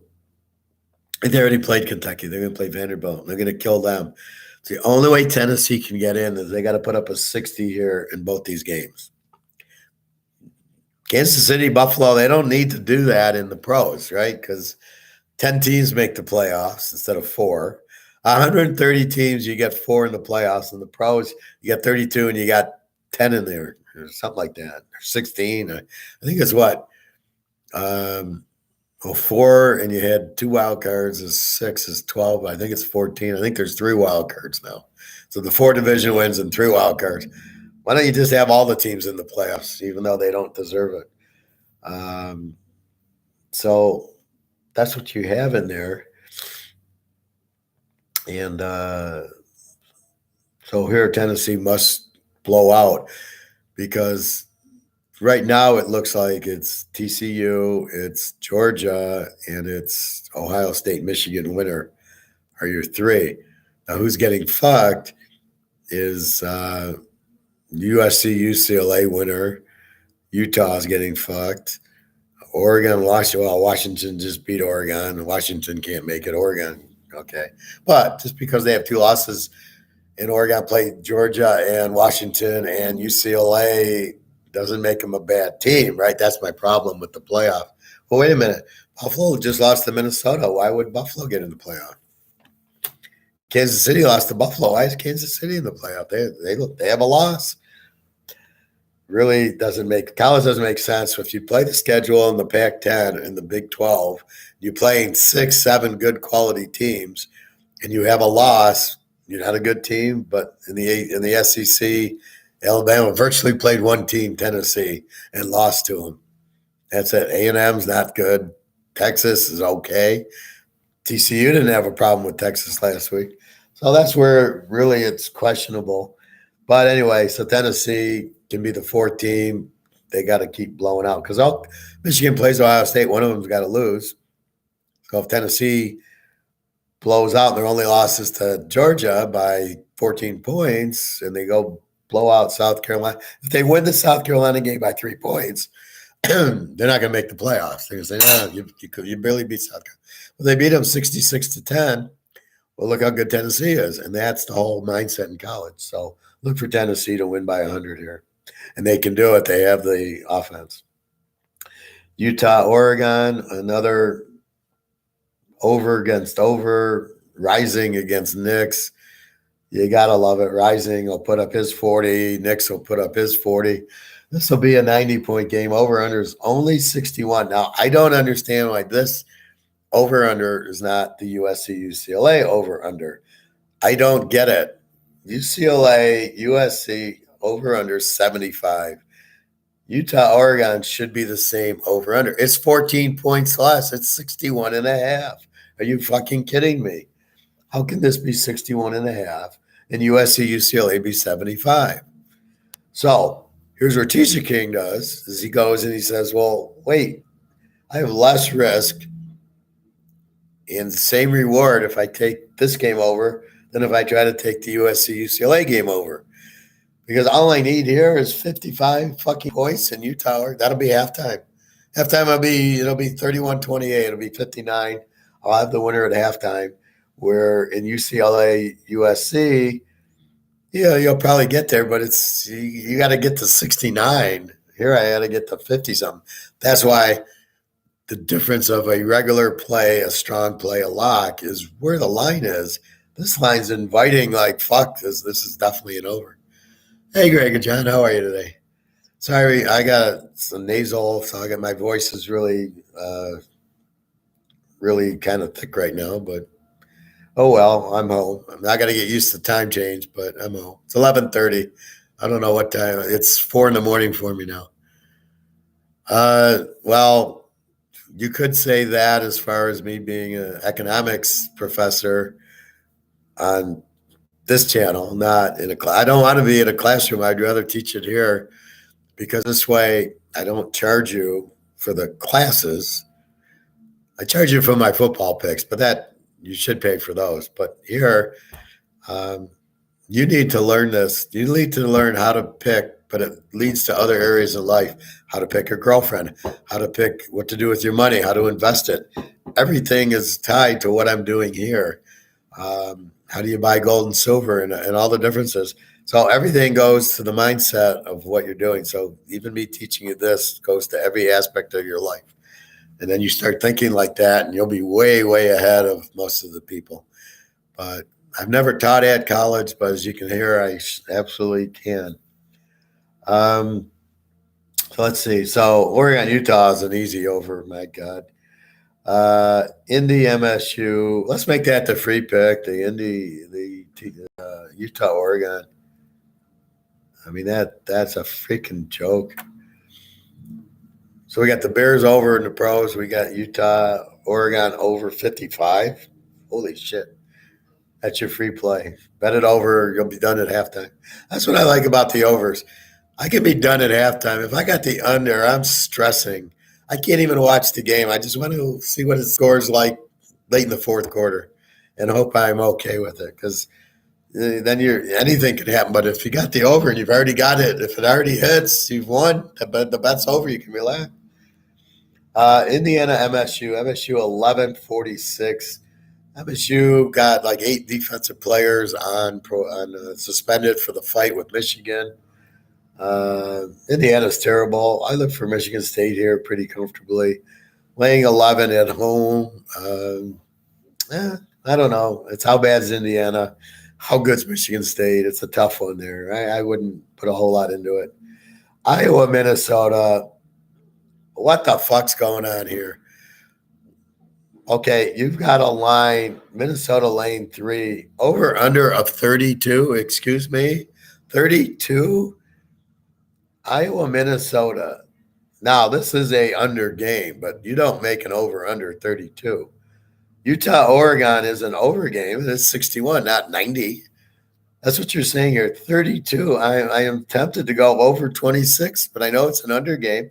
How do you fucking do a teaser under 38 and a half? Under 32 goes to 38 and a half in a teaser. You can't. You cannot do that. But what is this telling you? This is saying Vegas has no clue what they're doing. They don't want even betting. They don't want any betting. But wait, you're a bookie. You're supposed to want even money bet. This is not going to get you. Nobody's going to bet this game over. I mean, why don't you make it 10 and make the over under 10? Then you'll get some overreaction. What the fuck are you doing? 32. The lowest I've ever seen is like 38. Maybe you see a 36 once in a while. 32. So I'm going to tease it under 38? No, it's just ridiculous. That line is made to not be bet, like the UCLA Arizona line at 78 was made not to bet. Why are you putting out a line for nobody to bet it? Just take the line off. What are you doing? You look like fucking idiots, Vegas. So this is totally an underplay, but the fact it's 32, you almost can go over 26. 26 is 17-10, and that's very doable. Iowa's been scoring, and like Minnesota can score. Their quarterback's questionable, but Tanner Morgan, but Ibrahim's playing the running back. He's All-American. I mean, you don't need a whole lot to get to 26. So I don't know. I mean, that's how much to play, but both these teams have the strong defense. Minnesota's got a really strong defense too. So I don't know, but Iowa's been scoring lately. So even though they were weak and couldn't score before, they put up 20 on Wisconsin. They put up like 20 something on Northwestern. So they've been scoring. Ohio State, Maryland, Ohio State minus 28. Over under is 64. What did I tell you about Tennessee? Same applies to Ohio State. They have to win by 80 to get in and make sure they're in the play. Now, again, there's a little difference. They've already played their Georgia, right? So Tennessee's played Georgia. It's a free path. Just put up 100. Here, it's a little different because Ohio State, no matter what they do, all they have to do is beat Michigan. If they beat Michigan, it doesn't matter if they both have one loss, they're going to go because they beat Michigan. So both these teams don't need to win by 50 as much as they got to beat each other. Ohio State, Michigan, the winner goes into the playoff. The loser goes home, basically. Then they can sit out and rest their players so they don't get hurt. I love that. So the Michigan players won't play in the ball game because it's a meaningless game and they don't want to get hurt, but Michigan will play against Illinois this week. Well, what's the difference? Why are they playing against Illinois? They shouldn't be playing against Illinois because they might get hurt. That's the hypocrisy I see here. You're a fucking football player. If you don't want to play in a game, I don't want to draft you. I don't understand the bullshit. And if the guy says, well, we want to sign you, but don't play in the playoff, tell him to fuck himself. I'll play for another team. I'm going to play. I want to play. I'm a player. I'm passionate about it. And that's why I question the passionate. Look at McCafferty. He's always hurt. He has no passion for the game. He's a pussy. I mean, basically. So let's look here. Ohio State, Maryland. It's a big number, 28. Maryland just got beat by Penn State 30-0. Ohio State probably puts up 50 on them. I can't go over because I need Maryland to score. And as they showed against Penn State, they couldn't. Tagovailoa doesn't show up in these games. So Ohio State probably beats them pretty good here. I think Ohio State laid the 22. K-State, West Virginia. K-State laying 7.5 over under a 54. Now, keep in mind, K-State basically shut out Baylor, and they are a very strong under team. Only TCU put up like 38 on them. So West Virginia, I don't know what they are. They got killed by Texas Tech, like 38-10, and then they played last week. They played Oklahoma like a 23-20, who has no defense. So I don't think West Virginia's got much offense. K-State runs the ball down your throat and has a great defense. I like this game under 54 goes under 60. That's a big over number for Kansas State. They're like Iowa State. You can't lay 54 with you can't go 60 in Kansas State. Like it's an under because they run Deuce Vaughn at you. Howard's a very good quarterback, and their defense is outstanding. So I think as much as I like K-State -1, I got to go under because it's at West Virginia. But take under 60. Oak State, Oklahoma. Oklahoma's laying 764. We don't know about Spencer Sanders. He was out last week but played the fourth quarter and scored 2 touchdowns to win. What the fuck? This is the big game for Oklahoma and Oklahoma State. This is the rivalry game. Believe me, I would bet 99% that Spencer Sanders plays. He's got a hurt shoulder. That's his problem. It's not a leg, it's a shoulder. But he played last week, so what the fuck? He can either play or he can't play. What if he played last week? More than likely he'll play this week. Watch the spread. If he plays, this is a lock over. This is 64. If you feel he'll play, and I feel he'll play, over 58's a halftime score in this game. But if he doesn't play, their backups are terrible. They'll never get there. Oklahoma will win, laying the 1.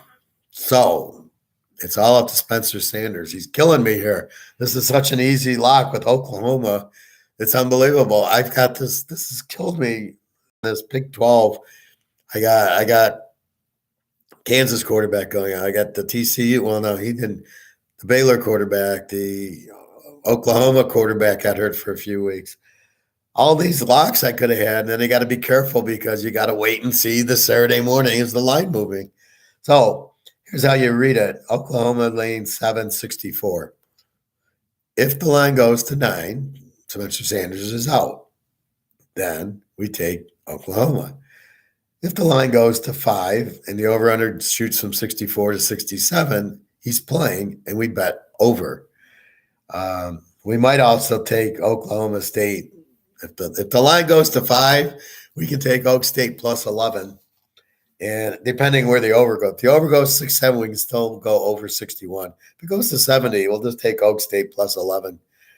With Sanders, Oak State wins the game, and they score a lot. So I'm praying we know something. Today's Thursday, so we'll know by Saturday. But let's go. But this is really frustrating, the injury here. This is why I hate the running quarterback. He's a running quarterback. He's a pocket passer, but he runs. And this is the problem. They all get hurt. That's the problem. You can't replace them. They can't bring in the second stringer sucked for Oak State. Right. So if you don't know, he's out. And this is where I've been getting this bullshit information. I didn't know he was out a couple of weeks ago, and I locked him over, and he's out. Then last week, Arkansas, I don't know. Jefferson's out. He's not on the injured list. This week, he's on the injured list as probable. Well, what the fuck was he out last week for? He didn't play, and they played LSU pretty close. That would have been a huge lock taking Arkansas after LSU beats Alabama in the last play of the game. You know they're flat. Nick got smart. He took LSU, but he didn't know he He took Arkansas, but he didn't know Jefferson was out, and they win it. But had we known Jefferson was out, we wouldn't have played it. But with him playing, Arkansas wins the game easy against LSU because they're flatter than hell at Arkansas. So they win by 3, but with Jefferson, Arkansas wins by 20. So again, I'm getting these bad. Oh, the quarterback's out, but he's not on the injured list. Like, excuse me. So if you see any weird point spreads, move. So right now, Oklahoma 7. If it goes to 5 or goes to 9, you know he's playing. You can't even look at the injury report. You just go with the line and go, okay, that's big bet. USC 3 over UCLA. Technically, it's in the Rose Bowl, but technically, it's pretty much a neutral field. Both teams are over under a 75, and I put an LOL in there. Like, are you fucking kidding me? Like, this should be 68. We go over, we lock it over 62. Well, here we got a 75. How can I go over 69? Now, will it go over? Absolutely. I mean, this game will be 100. This game will be 50 to 40. No, 50, 51, 49. That's what this game's going to be because UCLA is not going to stop SC. And you can see UCLA was looking ahead. They lost to Arizona. Charbonnet ran for 180, and Thompson Robinson had a good game. I don't know how they lost it, probably some turnovers. But in this game, USC doesn't have that good of a defense, and UCLA can score. And they beat Utah, and they beat the only losses to Oregon. So look for UCLA. Now, I like UCLA as the dog more than I like over 69, but I haven't seen the line drop. I might play a little bit of over 69, like I played the 72 over 66 in Oregon, Washington. But even that game ended at 71. It was 68, which was okay. I had it won before the field goal. It was tied at 38 or 35. What was it, 38, 35, something like that. No, 37, 34. So it's tied at 34 with 68. We're over 66 in the lock. So it won before the field goal at the end, but we were fine once it hit 34 all. But even there, that game should have been to 100. It gets to 71. That's why the problem with the 75. I mean, it should go to 100. But watch UCLA start running the ball with the lead with Charbonnet. USC can't stop it. So that's the only way it doesn't get over is if Charbonnet starts. These UCLA running back from Michigan who just goes wild in the game, and that's what you'll have. So that's why it's harder to take the over, but that's why I like UCLA getting the 9. They shouldn't be the dog in this game. They're better than USC.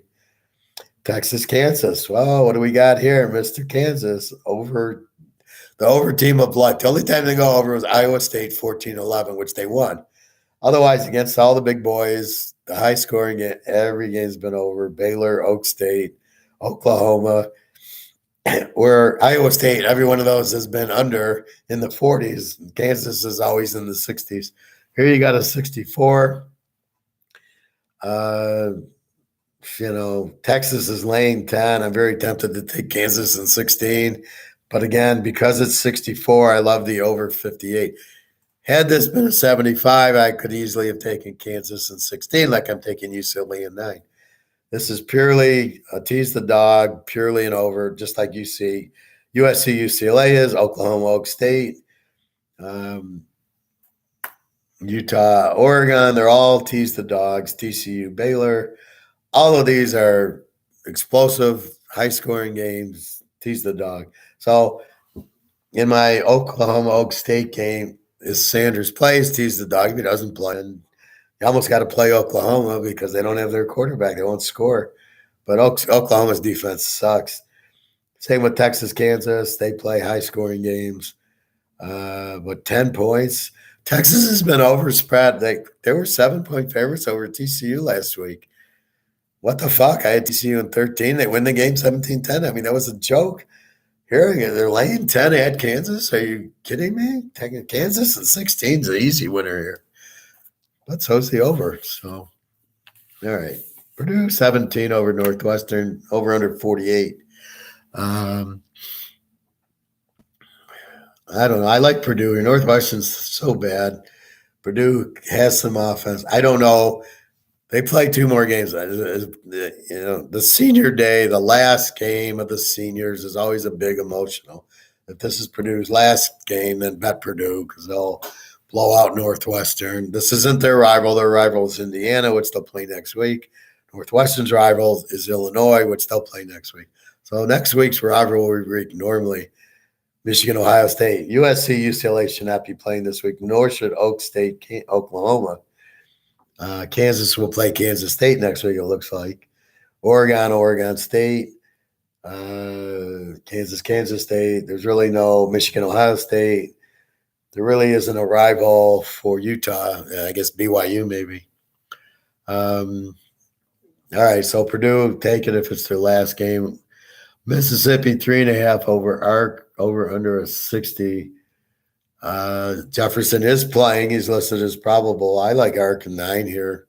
I don't know if this is Arc's last game at home again, but definitely Arc. Mississippi just played Alabama, so look for Arc to definitely keep this game close. It's hard. You get emotional for Alabama, and then the next week, and you're traveling. It's not, Arkansas's had it. They had LSU off the Alabama game. Now they got Mississippi off the Alabama game. So definitely like Arc here. Clemson 20-47 over Miami. Clemson, I hate Oogly Boogly. Miami, Van Dyke's questionable, and they got like 10 injuries. So Miami's pretty banged up, but then they beat Georgia Tech. That is more of them playing Georgia Tech, who sucks, than Miami playing well. That's what you got to understand. Clemson, I think, didn't they lose? So they're out of the play. They lost to Florida State or somebody a couple weeks ago. I thought they did. Anyway, yeah, Clemson's out of it. Yeah, they lost to Notre Dame. So where Tennessee needs to win by 800 to make sure they're in the playoffs, Clemson would but they have the loss to Notre Dame. I think they have 2 losses. I don't remember. Anyway, so I don't know. If Van Dyke plays and he's healthy, he's hurt his shoulder. He had gotten hurt. He came in and played, and he threw the ball, throwing it away, and he hurt his shoulder. So I don't know if Van Dyke will play. If he does, I like them with 26, but otherwise I don't like them. I think Clemson wins, but I hate their quarterback. Again, the backup's so much better. What the fuck are they doing with Oogly Boogly? UCF 17.5, 52 to Navy. UCF's good. They got Plumlee, the Mississippi quarterback. They are just a running team. They don't pass the ball. Navy, we know Navy. Navy's been scoring. They put up 36 on fucking Notre Dame last week. Jesus Christ. 35-32 against Notre Dame. I'm liking, I think I like Navy here, or 52. Hard to say.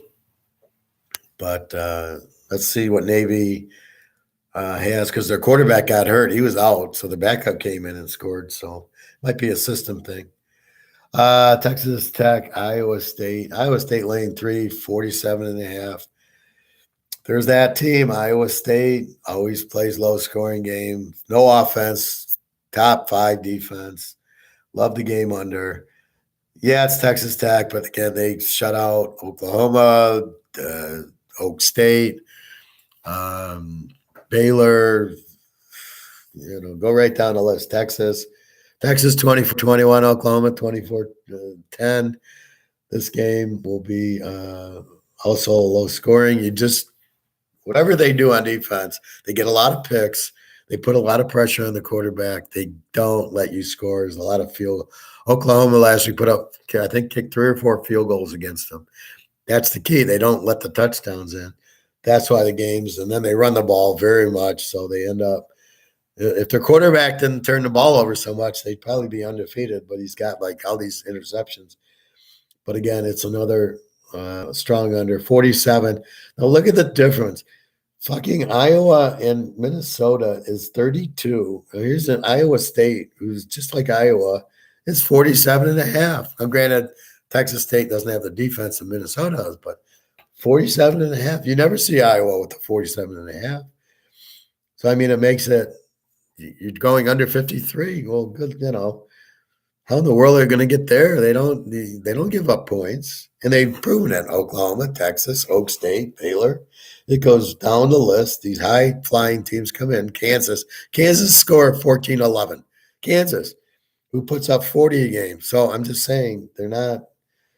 Texas Tech does not have a better offense than Kansas, so they're not going to do anything. Houston East Car.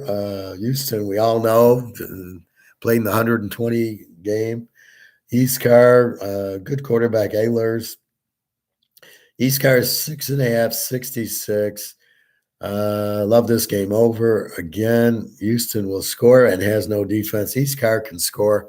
They have a fairly good defense, but I got to feel Houston. It's not that. It's not an Iowa defense. So I think they score 66 is 60. Again, that's pretty reasonable. Then you're saying, well, they get in the 30s. Well, Houston, all their games are in the 30s because they score and they have no defense. East Car can throw it, and they'll have to against Houston. So look for this game to go over. Cincinnati Temple.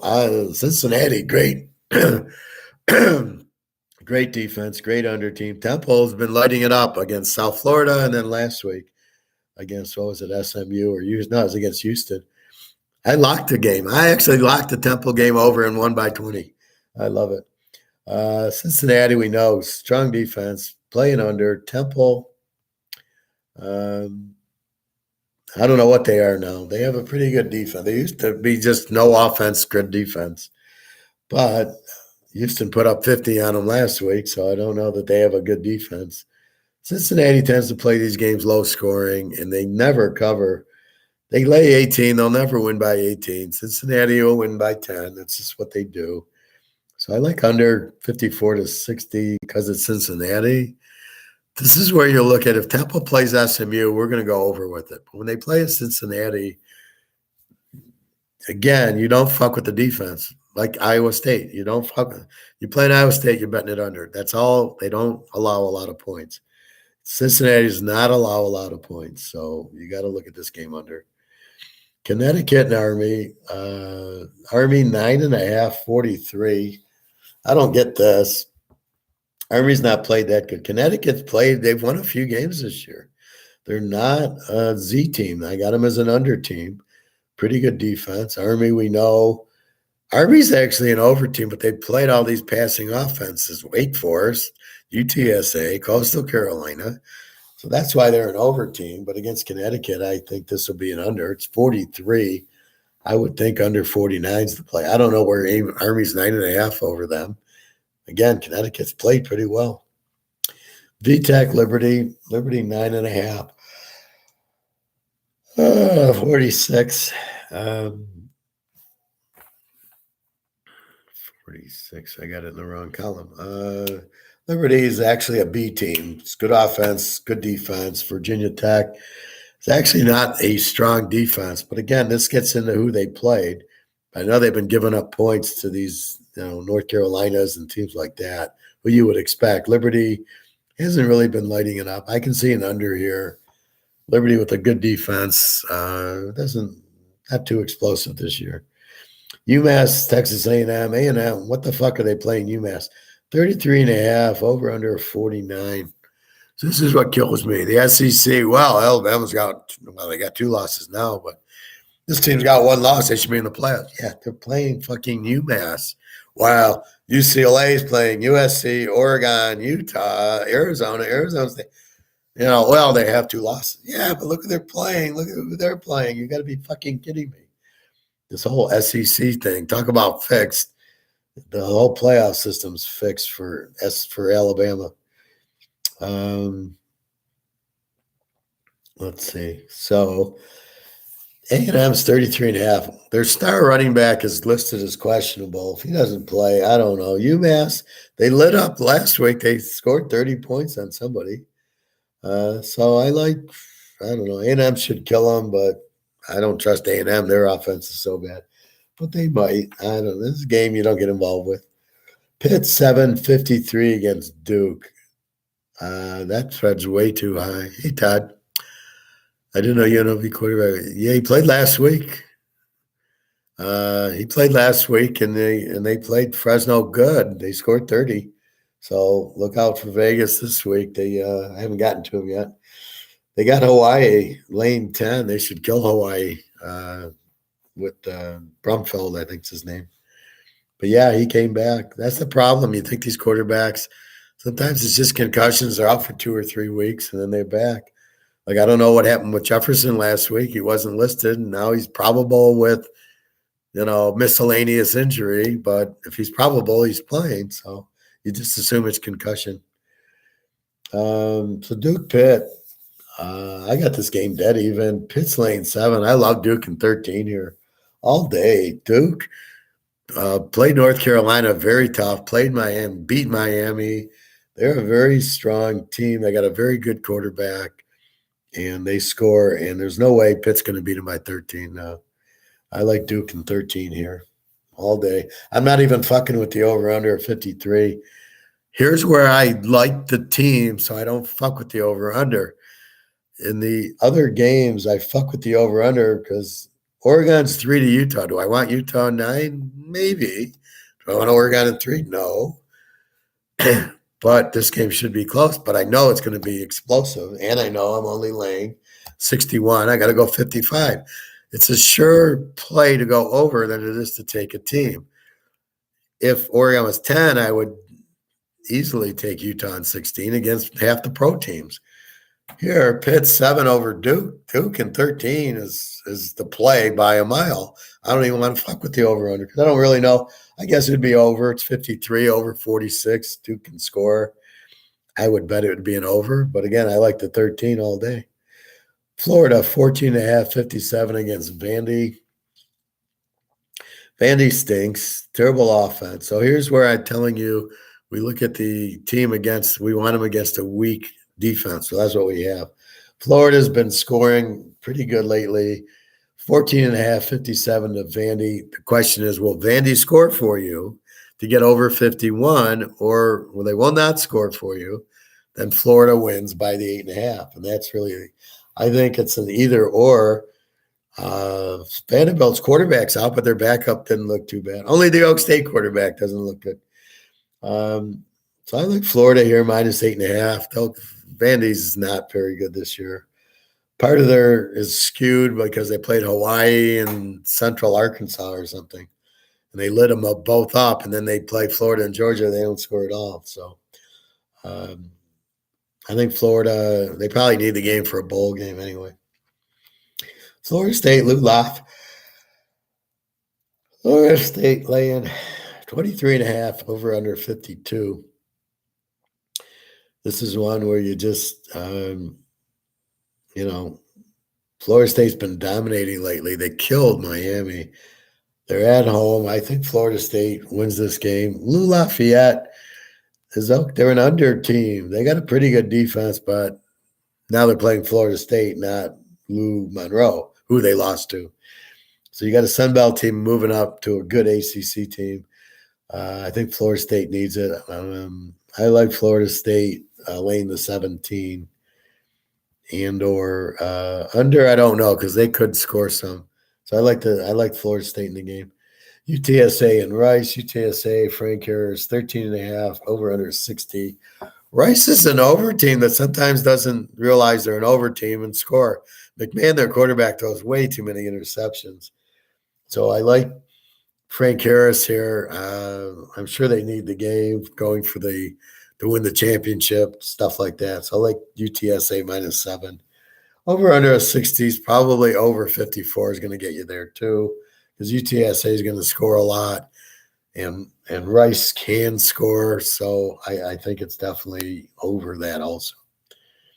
Washington State, 4.5, 64 to Arizona. What's wrong with this line?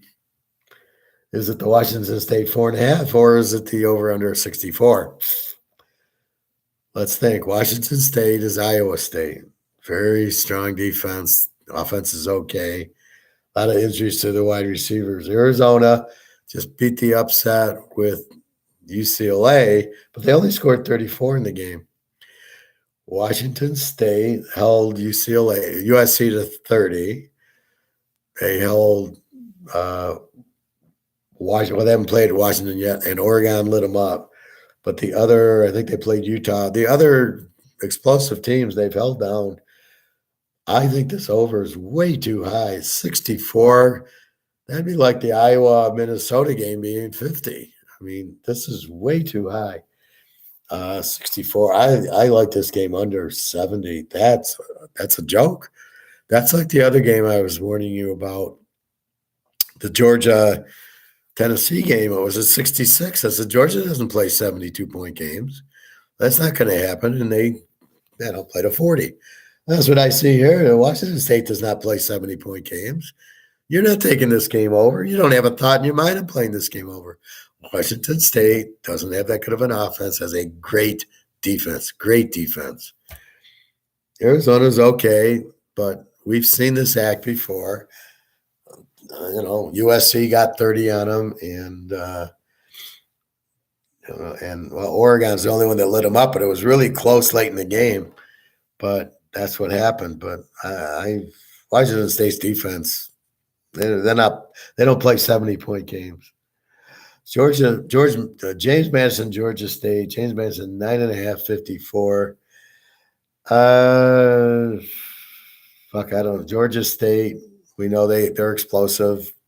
James Madison, the quarterback's been out. They have a good defense, although they do tend to play high-scoring games. 54. If I look at that, I think it's an over 48. It's right in the middle there. But we know Georgia State can score. We know James Madison is not going to stop, and if their quarterback's playing, they'll score too. So I think this is over 48. Oregon State, 7.5, 56.5 against Arizona State.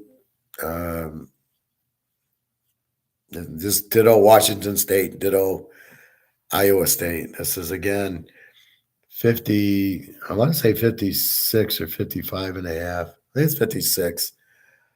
Where are you going to get 62 in an Oregon State game? They played USC 17-13. Let's not forget that. They got Oregon next week, but Washington, they played to a low-scoring game, I believe, also. These tough defensive teams do not get into they don't let you score. It's all field goals. See, this is the point. When you play a weak defense, like USC, UCLA, right? You're playing a team that doesn't have that strong of a defense. So you're going to score on them. But when you play a Washington State, an Iowa State, an Oregon State, it's very hard to score touchdowns on them. You can drive down to the 20, and then it's lights out. You don't move past that. If you don't score from midfield, you're not getting it. If you don't get that punt return, you are not lighting up these teams. Their defense is just too fucking strong. You got to kick field goals. The time runs out. You're not getting a big score. So, again, Oregon State's and the Washington State and the Iowa State club, all the under clubs, the Iowa, Minnesota club, the Michigan, Illinois club. It's all strong defenses, and they're going to keep you down. BC, Notre Dame. Notre Dame's starting to play, lane 21, 46. They've already lost so many games to Marshall, Ohio State. I think they lost to another. I think they lost 3. They did beat Clemson, but that's not going to get them in the playoff. So I think Notre Dame with Pine, this quarterback's much better than the other quarterback. Again, bad coaching decision, not playing the best quarterback. Why not? So with that said, I like Notre Dame. I think BC's not going to score a lot, but they have a weak defense. I think Notre Dame kills them against the weak defense, lane 21. You know how Notre Dame gets it home and the Leprechauns come out and Jesus is at the 50-yard line. I just think Notre Dame minus 15 here is going to blow out BC. App State 14 over Old D. If they're on the road, they could be flat after the Clemson, but at home, they're not going to be flat. App State 14 over Old D. App State's more of an over team. They played that North Carolina game to 150. Then they played Coastal Carolina was high scoring, and the James Madison game was high scoring. So they're not strong defense. Old D kind of had that one game where the runner ran for 300 yards against Coastal Carolina, and they've disappeared. You're laying 14 and 51. I really have no judgment on the over-under Probably an over, but I like App State laying the 8 at home. They probably will get there. Virginia 3 against Coastal Carolina, over under 45. I don't get this line. McCall's out. He broke his leg or whatever. Got a knee or an ankle. He's out for the year, so you don't have him. Their backup looked okay last week, but he's not McCall. Virginia, I have 7 without McCall. It should be 10. They're only laying 3. I don't understand it. I'd say it's an under game because Virginia doesn't do anything. They have a good defense. Where's Coastal Carolina going to score without McCall? So I look at this game 45 under 51. Buffalo Akron. We got a MAC game on Saturday. Hard to believe. Buffalo laying 17-54. Akron's a Z team. Buffalo's the over team. I look for Buffalo to score a lot. Lay the 11 in this game. I still got a whole page. I'm so tired. All right, Georgia, Kentucky. Georgia 22-50. Now, how do we analyze this? Do we take Georgia in the 16, Nick, or do we go under 56? Well, Kentucky's got a fairly good defense, which is going to limit Georgia's offense, which is going to make it an under game. So without looking at the points, I look at both teams with pretty good defenses. And Kentucky doesn't score a lot. And Georgia scores enough. They don't really pile it on. And they did last week against Mississippi State, who had a pretty good defense. But in this case, I think you probably got Mississippi State to turn the ball over. Kentucky's pretty good at it. I think Kentucky keeps this game under with they got a very strong defense. Georgia, we know, has got a great defense. So I think the defense, because they're playing an under team, I think I like it under 56 versus trying to fuck around with Georgia minus 16 against. Then they should handle the same. Typical Georgia game, 42-7, let's say. That's about how I look at it. They always get like in the 40s, they give up 7. You got 56. So 49-7, you're right there. But Georgia, I don't think I'll get 49 against this Kentucky team with a good defense. So take this game under. Florida Atlantic, Middle Tennessee. We got E-team Florida Atlantic, which means they're in the mid-20s. Offense and defense gets Middle Tennessee's an over team. High scoring, weak defense. I like the over in the game. 53, go to 47. LTech, Charlotte. Charlotte's fallen off the face of the earth. Their defense is now giving up 45 points a game. LTAC's only laying 3.5 in the game. Got to check for injuries. I mean, obviously both defenses suck. If Reynolds plays, I like the game over 64-58. He's the Charlotte quarterback. Otherwise, LTAC should cover 2.5 against this team's. They're not a Z team, but they do score, but they haven't been scoring maybe against the teams. But LTech, they should light it up. So this is probably a good over. South Alabama, Southern Miss. South Alabama is the A team that played UCLA to a 1-pointer. Southern Miss, they're an E team, nothing special. Laying 7.5. I like South Alabama -1. Here's where the line makes more sense than the total. What do you do with the 46? Do you go over or under? You don't know. South Alabama could light them up, but South Alabama should win the game, and that's what you're looking for. Louisville, NC State. Louisville -4.5, 47. NC State's quarterback's out for the year. Cunningham for Louisville. He's questionable for the game. If he's out, it's an easy under. NC State with a great defense. Louisville with a great defense. So if the quarterback's out, this is a really strong underplay at 47. Again, why is Iowa 32? But here's a similar defensive teams. NC State with great pro talent and Louisville with great defense. Holding weight down, right? And then this is 47 and Iowa's 32. Like, what the fuck's going on? That Iowa game's got to be fixed. I bet you it goes over. I bet it's all fucked because they can't make a 32. You're not going to get any over betting, right? It's too low. You're not going to get under betting. So that leads to maybe some idiots betting it over, and then that leads you to a higher scoring game, which is probably what I see. I think over 26 in the Iowa game, it's a little bit low. In the college football, only all you need is 26 points. Even with Iowa, they've been scoring lately. They can get to 20 here by themselves. Lou Monroe and Troy. Lou Monroe has been scoring more. I use them as a lock over. They came through for me, and Troy is just a dominant under team. So Troy versus Lou Monroe, the under just win. The defense wins. This will be more low scoring than high scoring. Basically, because Troy will keep him out of the end zone, and Troy doesn't score that much, even on Lou Monroe. Lou Monroe, the offense, will be settling on field goals. They have a weak defense. Troy's laying 15 is just too much. It's an underplay, under 53 all day long.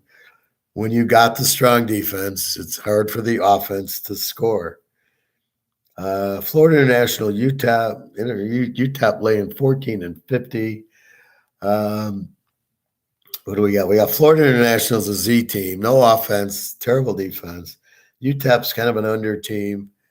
Hard for an under team to really, they're laying 14, but against the Z team, I think they can handle it. They win by 10, you're laying 8. I think you're fine. Over under a 50, I don't know what you do with it. Because UTEP should be able to have their best offensive game of the day. Plus, when you look at a UTEP and you see them low scoring, who did they play in that conference that, you get a lot of good defense. So you got to be careful with that. Western Kentucky, Auburn. Auburn 7 and 53. I tell you, I like Western Kentucky and the 13. I think they can play. I think they're better than Auburn. They've been playing very well because I like their defense. They are playing strong defensively. We all know they always have good offense, but Auburn they're not doing anything. They got a weak quarterback. Then they fire their coach. I don't see how Auburn blows them out. I can see Western Kentucky easily winning the game, easily staying within 13 here. Texas State, Arkansas State. Texas State laying 4 and 52. Texas State is a very strong under team, very strong defense. Arkansas State's just the opposite, another over. And again, it's 52. And again, we go under 58.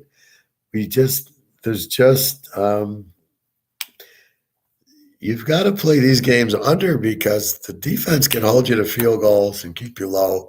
Then they're going to try to run the ball to keep it away from you and keep their defense rested. So all of these, I think, is underplays over. I think you go under on them.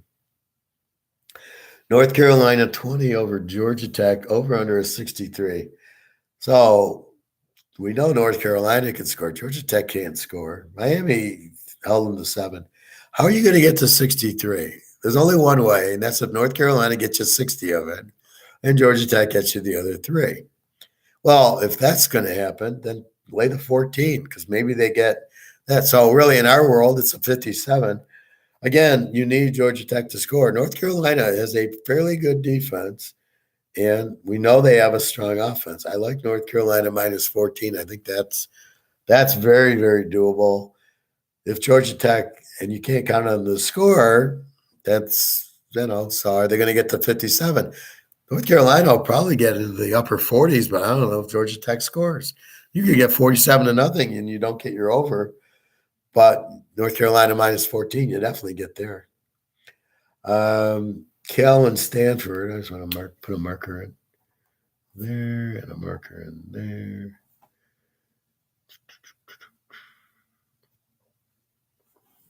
South Alabama. This is my problem. I find 20 games to play, and I got to narrow it down. Oh, I got to put out my 10-team teasers today with my other members who play them with me. I might have already done that. I forgot. I think I did that Monday when I had the lock. I don't know. I got to check my emails. Cal 645 against Stanford. Stanford stinks. Cal very weak offensively.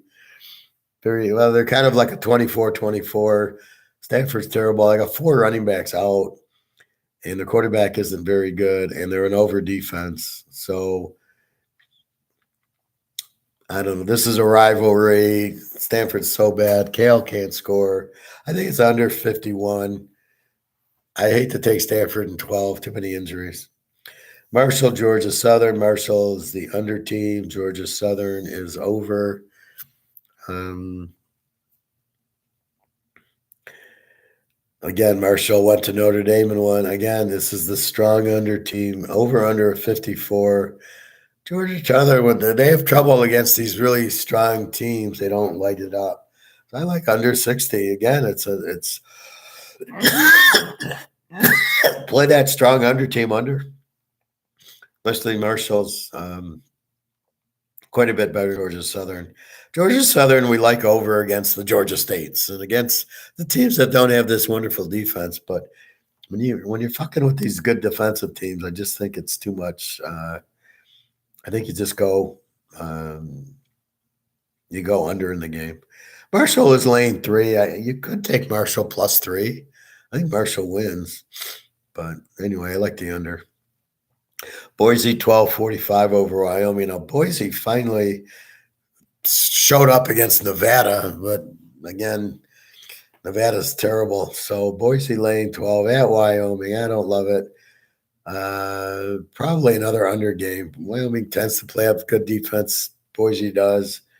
Over under 45. See, all these unders are normal. 45, 50, and then there's 32 with Iowa. Just unbelievable. So I think I like the game under. Wyoming normally low scoring. New Mexico State and Missouri. Missouri lane 27. Over under 48. New Mexico State's terrible. Z team. Here I like Missouri. Lane 21 all day. Just lay the points. You're playing against the Z team.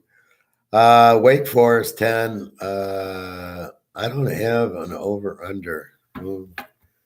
There was 2 games. Air Force and Washington didn't have lines when I looked Monday. I saw them today. They do have lines now.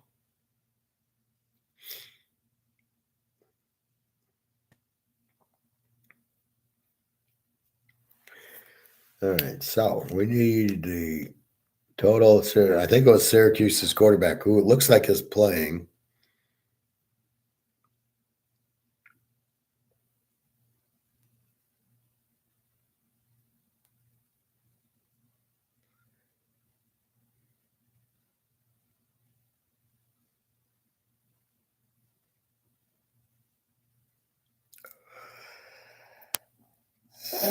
Excuse me.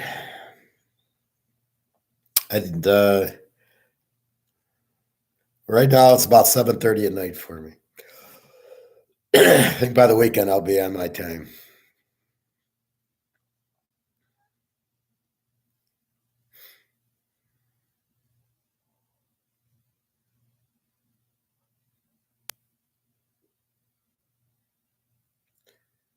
Looking for Wake Forest. Okay, here it is.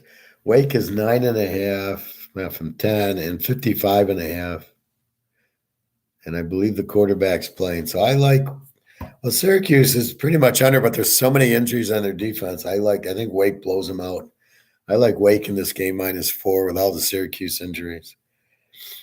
All right. Colorado State Air Force. I now have a line. It's Air Force -20. Over under 42. I had the under circle because I think Air Force, again, this is a Z team, Colorado State, terrible team. Air Force lane 20. Again, where are you going to get the points from Colorado State? It's a 42. So I think Air Force just beats them, 45-0. So I like Air Force lane the 14. They could get going, and score a lot against this weak defense. All right, Washington 30, 64.5 against Colorado. Again, Colorado's a Z team. So both Colorado and Colorado State suck. Washington lane 30. I think they need to win. They beat Oregon, so to win the Pac West, they did lose to UCLA, so I would think they need the game. Therefore, take Washington, lay the 24. They'll put up 60 by themselves. You can't count on Colorado to score, and they're the Z teams. They have no defense. So look for Washington early, often, and all day in this game. San Jose State 3 over Utah State. Utah State starting to play better. San Jose State, as we know, we don't like laying 3. I like Utah State at home getting 9. Over under a 52, I circle as an under because San Jose State's low score. But then as I read against the San Diego State, they put up a 70. San Jose State, San Diego State. How the fuck does that happen? So I like I like Utah State in this game. Fresno State 22 over Nevada. Hayner's back. Don't even fuck around. Just take Fresno State. Lay your 16 all day. Nevada can't score. Even Boise beat them by a mile. Fresno State will kill them. This will be 52-0. Fresno State. Don't even fuck around with the over-under. Just take Fresno State. UNLV 10 over Hawaii. They got their quarterback back. Hawaii's been scoring a little bit more. They're a terrible defense. UNLV doesn't have a good defense either. You can either go over or take Vegas. I like Vegas with Brumfield. He scores. So if he's going to play and they'll light up Hawaii, Hawaii's just terrible. So, again, we're going against the Z team with Washington, with Fresno State, with UNLV, and there's a couple others. So you don't automatically bet against the Z team, but when you got like Fresno against the Z team and you got Air Force against the Washington's going to score 60 points in the game. Because Colorado has no defense. Maybe Colorado scores a little, but if Washington needs it, and I got to check standings, I believe they do, they have to win the game. They're going to score 1,000 because they want to win for the championship game. So therefore, they're going to just light up Colorado. There's nothing Colorado can do. They don't have a defense. That's the beauty of a Z team. You know what you're going to get. Now, conversely, in the pros, where's my Z team? The Lions, well, it was. Jacksonville, Indy, not anymore. Pitt, they were for a week or two. So give me the Z team in the pros. The Jets, not a chance. The Bears, no more. Not Indy. The Rams, are the Rams the Z team? Maybe. Carolina's weak, but they just beat Atlanta. Detroit, they just beat Chicago. Houston's probably the worst team in the league. Oakland's not far behind. And Pitt's a lot better. So here's the problem in the NFL. We don't have a Z team to attack. We do Art of War, right? We bet against the weak and we play the strong. But I don't have a weak in pro, but I don't have a strong in pro. My whole theory is like I gotta work around my whole theory.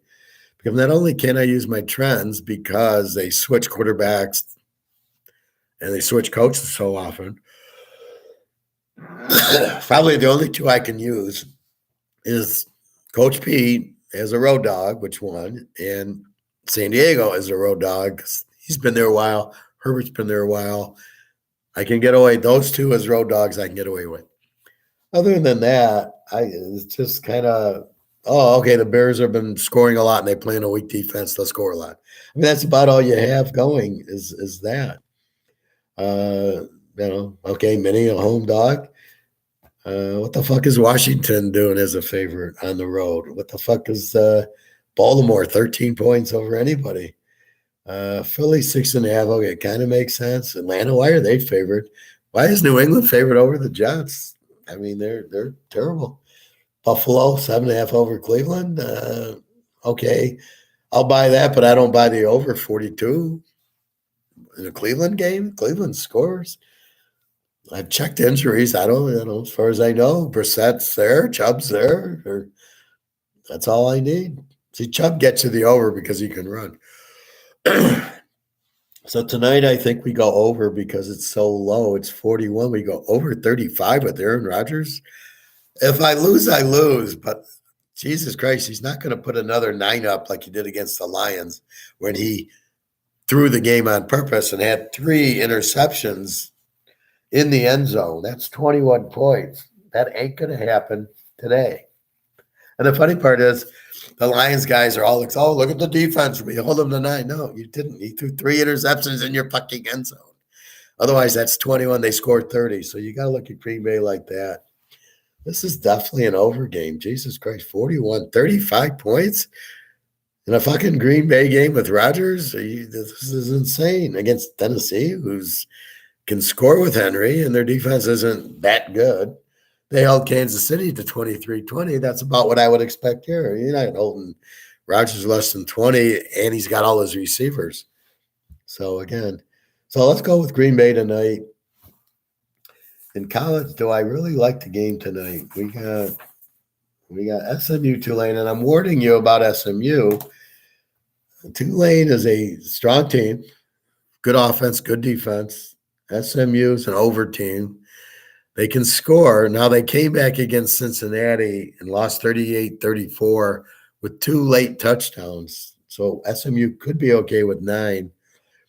But Tulane can score. I don't know. Do I get over 64? Maybe 58. It's a little bit high, but SMU can score on anybody. I would think it'll be like the TCU game where they played them, 48-38 or something like that. I don't know if you want. Maybe you play it over. Maybe you play it 9. I'm not playing it. Tomorrow I'm probably not. I can see maybe the under in the New Mexico State game because they're New Mexico. And then the whole slew of action. Again, 1, 2, 3, 4, 5, 6, 7 locks.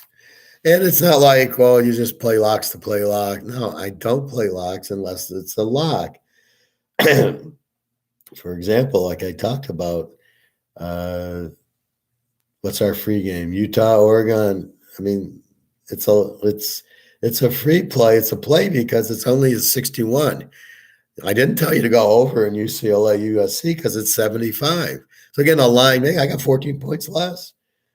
I'm playing Utah, Oregon over. I mean, that's why it turns into a strong play, is because you can see they're going to score a lot, but the line is low.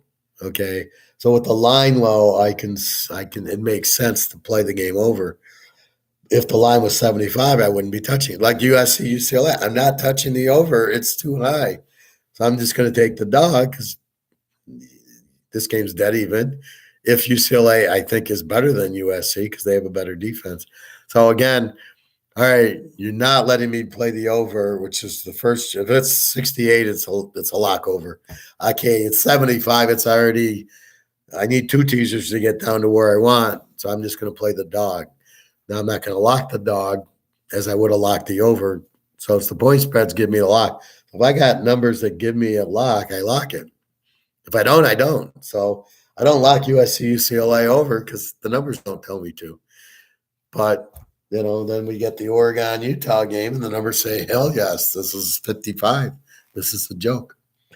So anyway, now that I got refreshed and I see the games from a second light, I got a whole lot more games to play. So let me post the Green Bay game. We'll take Green Bay over 35.5. I mean, that's just a joke. Bron or Jordan. All right, so that's what we have. So I'll do a show what's today, Thursday. I'll do a show Friday. I don't know what I'll cover. Probably college. We'll focus a little more on college. I'll go through the injuries. I'll go through who needs the division. Like, does Washington need it for Oregon? If they do, then we're really going to hammer. I'm going to hammer Washington anyway, but if it's like, okay, they win it and they win the division because of the Oregon, then we'll go from there. So that's about it. So that covers last week and that. The last thing I want to talk about is the gold and the silver and the Bitcoin. So somebody, I guess, all the Bitcoin people lost billions of dollars because the thing collapsed. That's the point. Gold will never, you can't do that with gold because there's always a value. Bitcoin, it's got to be accepted and it's not. So be careful with that. Get out of the stock market. Flying to Lisbon was not bad. You don't need a COVID test to come back in. Okay, now I'm going to run this by you. Who wants watery eggs for breakfast? So they had this buffet at the hotel, and the eggs are the scrambled eggs you get for the buffet. You know, if you've been to Europe, you get the meat and the fruit and the eggs and the bacon. And well, the eggs were runny, and I said, like, what the fuck? I don't make runny eggs. Right? They didn't fix it, and I complained. And then I started talking to other people, and they go, yeah, I hate the runny eggs too. So that's the one thing about Portugal is they're very much nationalists, which means they don't want outsiders, and they don't want to. They just want to do all the family business. So I didn't like that they didn't really. A lot of people didn't speak American there. We'd go to the stores and the malls and the restaurants, and we went to one restaurant, and this one waiter who happened to speak English, our waiter had to go to them to say what did they order because they don't know what they're doing. So I find that very strange because I've been to the Ukraine, Romania, um, Amsterdam, Switzerland, and they all speak English. Not a problem here. I was shocked. Even the cab drivers don't speak English, so it just blows your mind that they're so negative of American. I guess I don't know. So anyway, it's a pretty place, but I don't know. Just be careful there. So the euro is collapsing, the yen's collapsing, the dollar starts coming. So get the fuck out of the stock market, get out of bonds. I'm really getting tired of all these guys on YouTube who are really salesmen, and they're all like, "Oh, the silver supply, it's really low. Silver is going to go up." So when the fuck is it going up? They don't tell you that. Really, what's happening is there'll be a black swan event between Russia and China, explaining that they are going. They have a lot of gold, and they're coming out with dollars backed by gold, which I thought they already had. It's already been there. It's just don't announce it. That's the black swan event. That'll kill the dollar. So the dollar's going to zero because it says paper. It's not money. Money's gold because if you have paper, if you have a dollar backed by gold, it has value. So what's happening is because the dollar is backed by nothing, it has no value if nobody wants it. They know they're printing it into oblivion, so nobody wants it. If nobody wants it, it's zero. If it's got gold, everybody wants gold. So gold simply, there's demand for it. Now, as I said earlier, remember, you have your gold. No, you're not going to the grocery store with the ounce of gold and buying Cheerios with it and then trying to get change back from your gold that's worth 20 grand. No, you're going to go to a bank, and the banks will still be here, and they'll give you whatever the new currency is. It won't be this crap, right? This crap is gone. They'll come out with new crap. But that's what happens in every country. The ruble went gone, came back with the new ruble. So there'll be a new dollar until it explodes. And it won't be it's printed as much, so I have a bigger value. So you'll take your gold to the bank and you'll sell it somewhere and you'll get dollars. And the dollars will then be used to pay your rent and your shopping and all the other stuff. But the gold will buy you a whole lot more. So right now, gold's 2,000 an ounce. It'll go to 50,000 an ounce. So it'll just buy you. You sell it, you'll get 50,000, not 2,000 for it. And then you use the dollars to go to the grocery store and the restaurants and gas and all that shit. That's how it works. You don't get the gold. It's like owning a Picasso. It's worth $1 million, or a Mantle card. You own the Mantle card for $1 million. We'll keep it sports. You don't take the Mantle card to the grocery store and buy Cheerios with it. You sell the Mantle card. You get the money, and then you take the money. The money's always the medium of exchange. When you go to the store to pay, you're not going to pay in gold and silver. Now, the Romans did. So if you ever get back to that, they would have to reprice everything in gold and silver. So Cheerios would be an ounce of silver or something like that. And that's what you have. So run out and buy as much silver. I haven't been to the coin store in a while, so I'm going to go probably tomorrow or Saturday, maybe tonight. I don't want to get the guy sick. And just go and, see what he's got left and buy another 10 ounces of silver because it's a joke. It's like a lock, right? It's 20. You pay 35 for a U.S. ounce, and it's going to be worth 2,000. It'll probably be worth 5,000. So at that point, what do you? You have nothing to, you just buy it. So that's really what you do. So that's what you got to understand. See, nobody's explaining this to you but me, right? So you got to understand what I'm telling you is not an opinion, it's a fact. You're printing the dollars to zero. So the keys to get out of dollars and any instrument in dollars, which would be Bitcoin, which would be stocks, which would be bonds, which would be money out of the bank. Your biggest risk is money in the bank. So even if you took your money, brought it home, put it under your mattress or in a safe, at least you have it. You're not going to be able to get your money out of the bank. The bank's going to say, sorry, we need your money. We're in debt. We have this inflation. We have this depression, which is coming. So therefore, I can't give you your money because it's really not your money. It's our money. Don't play that shit. So if you have any decent amount of money, get it out of the bank. It's safer at home. Nobody's going to run into your house and steal it because nobody knows you got it. So you'll be okay. Buy a safe if you feel more comfortable, or put it in a gold and silver. So leave enough money to pay your rent or pay your bills for 5-6 months. The rest buy gold and silver with. And the kicker is you're gonna buy it. So if you buy gold now at 1,800, you're gonna get 50,000 for it. So you're getting the kicker that it's been suppressed, so the banks can buy it. The banks are the real winners here. They're gonna make a fortune off of the gold when it jumps from 2,000 to 50,000 or more. Now, when the US dollar goes out, there'll be a new US dollar, and the gold will then be whatever it can buy, whatever people they need money will take gold and silver, and that's what it'll be worth. It'll be worth $1 million house. It'll be worth a Ferrari, a Mercedes, whatever they can't sell, they need the money. You got to understand a company, right? So look at Mercedes.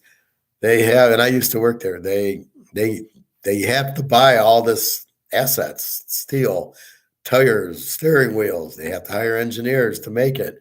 They have to design it, marketing. They have to do the commercials. So all this money goes into the car. If they can't sell it, they lose their ass. So of course they have to make inventory. So they have 50,000 cars in inventory. Well, it's sitting there. Nobody can afford them. The interest rates have gone up. The price of their steel has gone up, and all their equipment. So they got to sell it for more. And people are like, I can't afford it. You walk in with the gold and they need the money, they'll take it. And that's the key to the gold. They will need the money. That's why gold will have the value. That's the key to it. And no, you're not going to the grocery store with the gold. You're going to sell it and get whatever currency comes up. And they'll all have new currencies. So we'll have a new US dollar. You're going to get paid in that. And that's what you take to the grocery store. So basically, $100 of this crap will be worth 50 of the new currencies. Basically, what'll happen, and the gold goes through the roof because it's still, it'll go up substantially, and then that's how they're fucking everybody by not telling them. Like, shh, don't tell. Gold's not good. Gold's it's an old asset. It's not worth any bullshit. Gold's the one play, the only play right now. Because where are you going to go in stocks? Amazon, I just read, was laying off 10,000 employees. That means they don't think they're going to make money. That means why would you hold their stock? Because the stock's based on future earnings and future revenue and future sales. So if they're not going to make money, why would you hold stock in it? You don't hold stock on, well, I think they'll do better next quarter. No. When they miss their earnings, what happens? Their stock gets tanked. Well, whose stock's going up? None. They're all getting killed. And then you're going to need money to pay your bills because you don't listen to me and buy gold and silver. You got your money in the bank, which you can't get out. So you're going to have to sell your stock to try to get money to pay your bills. Either way, you're fucked if you keep the money in the bank. So gold and silver, nobody can fuck you. Now, I did a test going to Lisbon. I brought some gold and silver with me. Had it in my front pocket. And you go through x-ray and, you got to empty your pocket. So I had a tray, take my shoes off.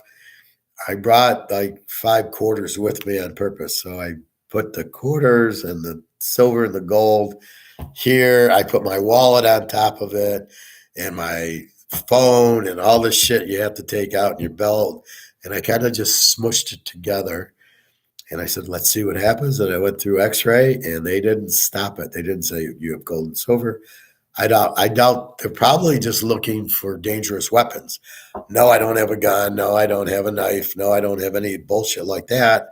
So they're probably not even looking for, is it gold and silver? Where's the coin? They couldn't give a shit. So if we need to, and I don't think we will, you can like go fly to Europe and then sell your gold there if you need to and get the money and go from there. Um, I don't think they'll take it like they did in the 30s, because then they'll admit that the dollar's trash, and they can't admit that. So they'll never say the dollar's worthless. So therefore, they'll never come after our gold. They'll never come after silver, but they could come after gold, but they won't because of that. What they'll try to do is tax it. When you sell it, they'll probably try to put a tax, like a 1099, or like when you sell stocks on the gold sell.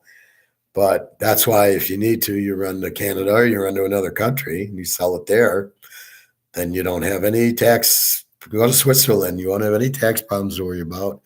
They'll give you the 50,000 in Swiss francs or whatever, and you trade it in for US dollars, and off you go.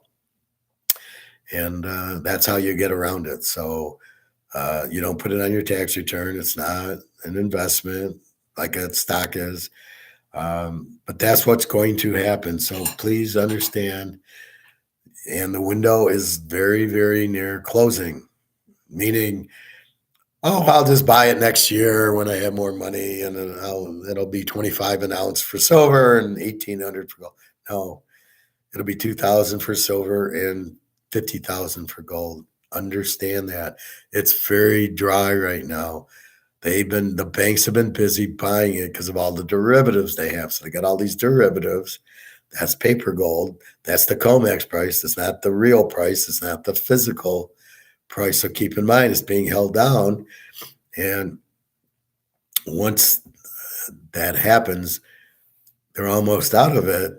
So what I was saying is, so the banks who have all these derivatives shorting, saying the gold's going to go down, are fucked, because nobody wants to buy the puts on them. So therefore, they've been playing this little game is ending, and they're going to lose trillions. So what they've been doing is scrambling, saying, well, we'll buy physical gold and silver, and then when it goes up, we'll lose all the derivative money, but we'll have the physical. That's what the banks are doing. So it's almost dry. There's a limited amount of gold and silver out there. So please understand that it's not going to stay 1,800 for much longer. I guess by New Year's, it may be a little bit before or after that, but the end is near. The shit's hitting the fan right now. This is it. Because everybody says to me, well, it's been like this for years and we can't break COMEX, but we just broke COMEX. COMEX is broke, and it's because of all these derivatives and all the physical. COMEX is not supposed to be giving out gold and silver physical, and avoid these ETFs. So when these idiots, these scammers try to tell you to buy an ETF or anything like that, it is not physical. So you could own 1,000 ounces of ETF gold. You don't own anything because you'll never get it because it's not there. That's the scam. They'll say it's physical ETF, SLV and GLD. They're not real. They do not. You will not get an ounce of gold out of it. It's impossible. Don't even try. If you're in it, get the fuck out of it. Take your money and buy whatever gold and silver you can find right now, because you're fucked if you think you got 1,000 ounces of gold in a SLV or GLD ETF. You don't have anything. Because what they do is, I've shown you, they've got one bottle of Canadian Club and they're selling it in the ETF. Buy a Canadian Club. Well, you own one. No, I only have one. All 1,000 of you can't own this one. I only have one, and it's mine. You're not getting it. That's what the ETF is. That's what the gold and silver is. Get the fuck out of it if you're in it and thinking you have physical. You don't. Your only out is physical. You need to be money heist. You need to have the bars, the coins. That's your only way out of this mess. I'm telling you this. Get out of the stock market. Get out of the banks. I talked to a guy on the plane yesterday, and one of these is still there, and he basically did that shit, and he starts arguing me about gold. Well, gold's really not anything. And well, where's your money in? And they won't tell you. Probably lost it all in Bitcoin. But anyway, that's their mentality. They don't get it, and they don't get the buy the gold because the paper's worthless, right? This is going to zero. So what the hell do you want to own? If you own this, you have nothing. So if you're in stocks, you have nothing. And if you're in bonds, you certainly have nothing. So where do you put your money? Bitcoin? Bitcoin's this. Bitcoin isn't going up as the inflation's going now. Bitcoin's down to what, 16,000? It's a scam. You can see it. What this XTF or whatever the fuck you call it? I don't even know what it is. The guy just scammed everybody and took all the money. And everybody lost like $20 trillion. So what the fuck do you need to see? You want to stay in Bitcoin with that? It's Russian mafia. That's all Bitcoin is. Get the hell out of that. Buy your Mickey Mantle cards, buy your gold and silver, your choice, buy your Picasso, buy diamonds, buy a fucking asset that as the dollar drops will go up in value. That's all that's all I teach you. Listen and understand. Go ask somebody. Go ask your broker or your financial planner if he's an Austrian economist or a Keynesian. I bet he doesn't know. He's clueless on both. I'm an Austrian. I've already told you how to tell. Ask him what the invisible hand is, and he won't be able to answer it. And you know he's full of shit. Get away from him. They're telling you to buy stocks because JP Morgan, who runs the Fed, who owns the Fed, doesn't want competition on the dollar. They want you in dollars so they can fuck everybody over. They want a monopoly. And if you're in gold and silver, guess what? You're competing with the dollar. They don't want it. That's why they don't tell you. I'm telling you what's going on. That's exactly what's going on. So be smart. It's like when I told you to take TCU against Texas. TCU is a 7-point dog. I says, why are they the dog? I took TCU in 13. They won 17-10. It's the same contrarian view I have. That's why I pick winners is I look and analyze myself, and then I come up with the answer. And I go, why is TCU the dog there? It shouldn't be. So like this week, why is let's see. I guess you go, why is Denver favorite over Oakland?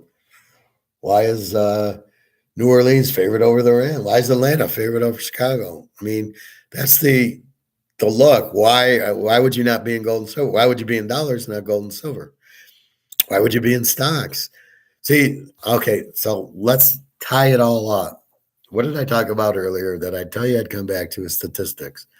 What do you hear from these bozos on YouTube? Well, if we look at the chart in 1972, we went off the gold standard and we had this inflation. And in 1980, Volcker raised interest rates and they assumed that's what did it. It didn't. So then you have that, and then they're looking, oh, look what happened in 2008. And they're trying to tie it that it's the same variables, which it's not. What did I try teaching you? Peyton Manning was on Indy. He goes to Denver. Can you use the Indy trends after Peyton Manning's gone? No. Can you use the Denver trends when he's there? No. Well, how can I use the 2008 charts to compare it to what's going on now? You don't have this huge inflation. That was a crisis of a fire sale because people were defaulting on their mortgages.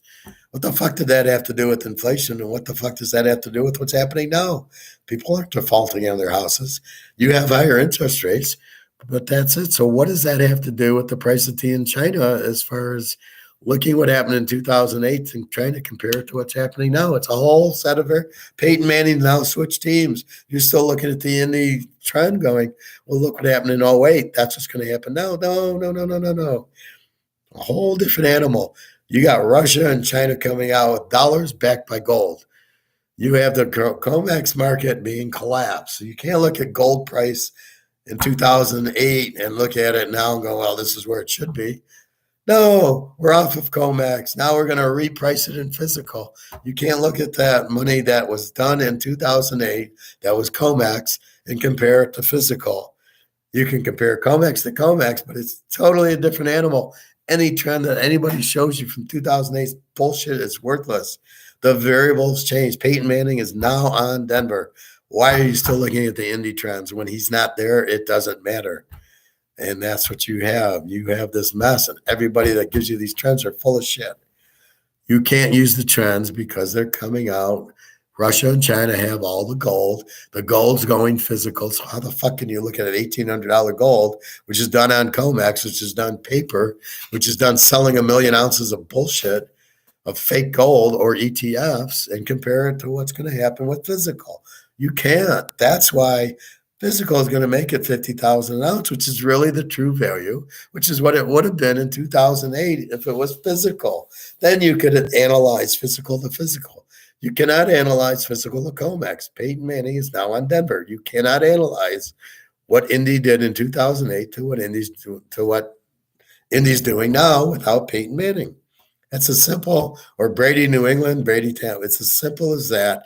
You cannot use those trends for what's happening now. So what they're telling you in 08, these guys are clueless.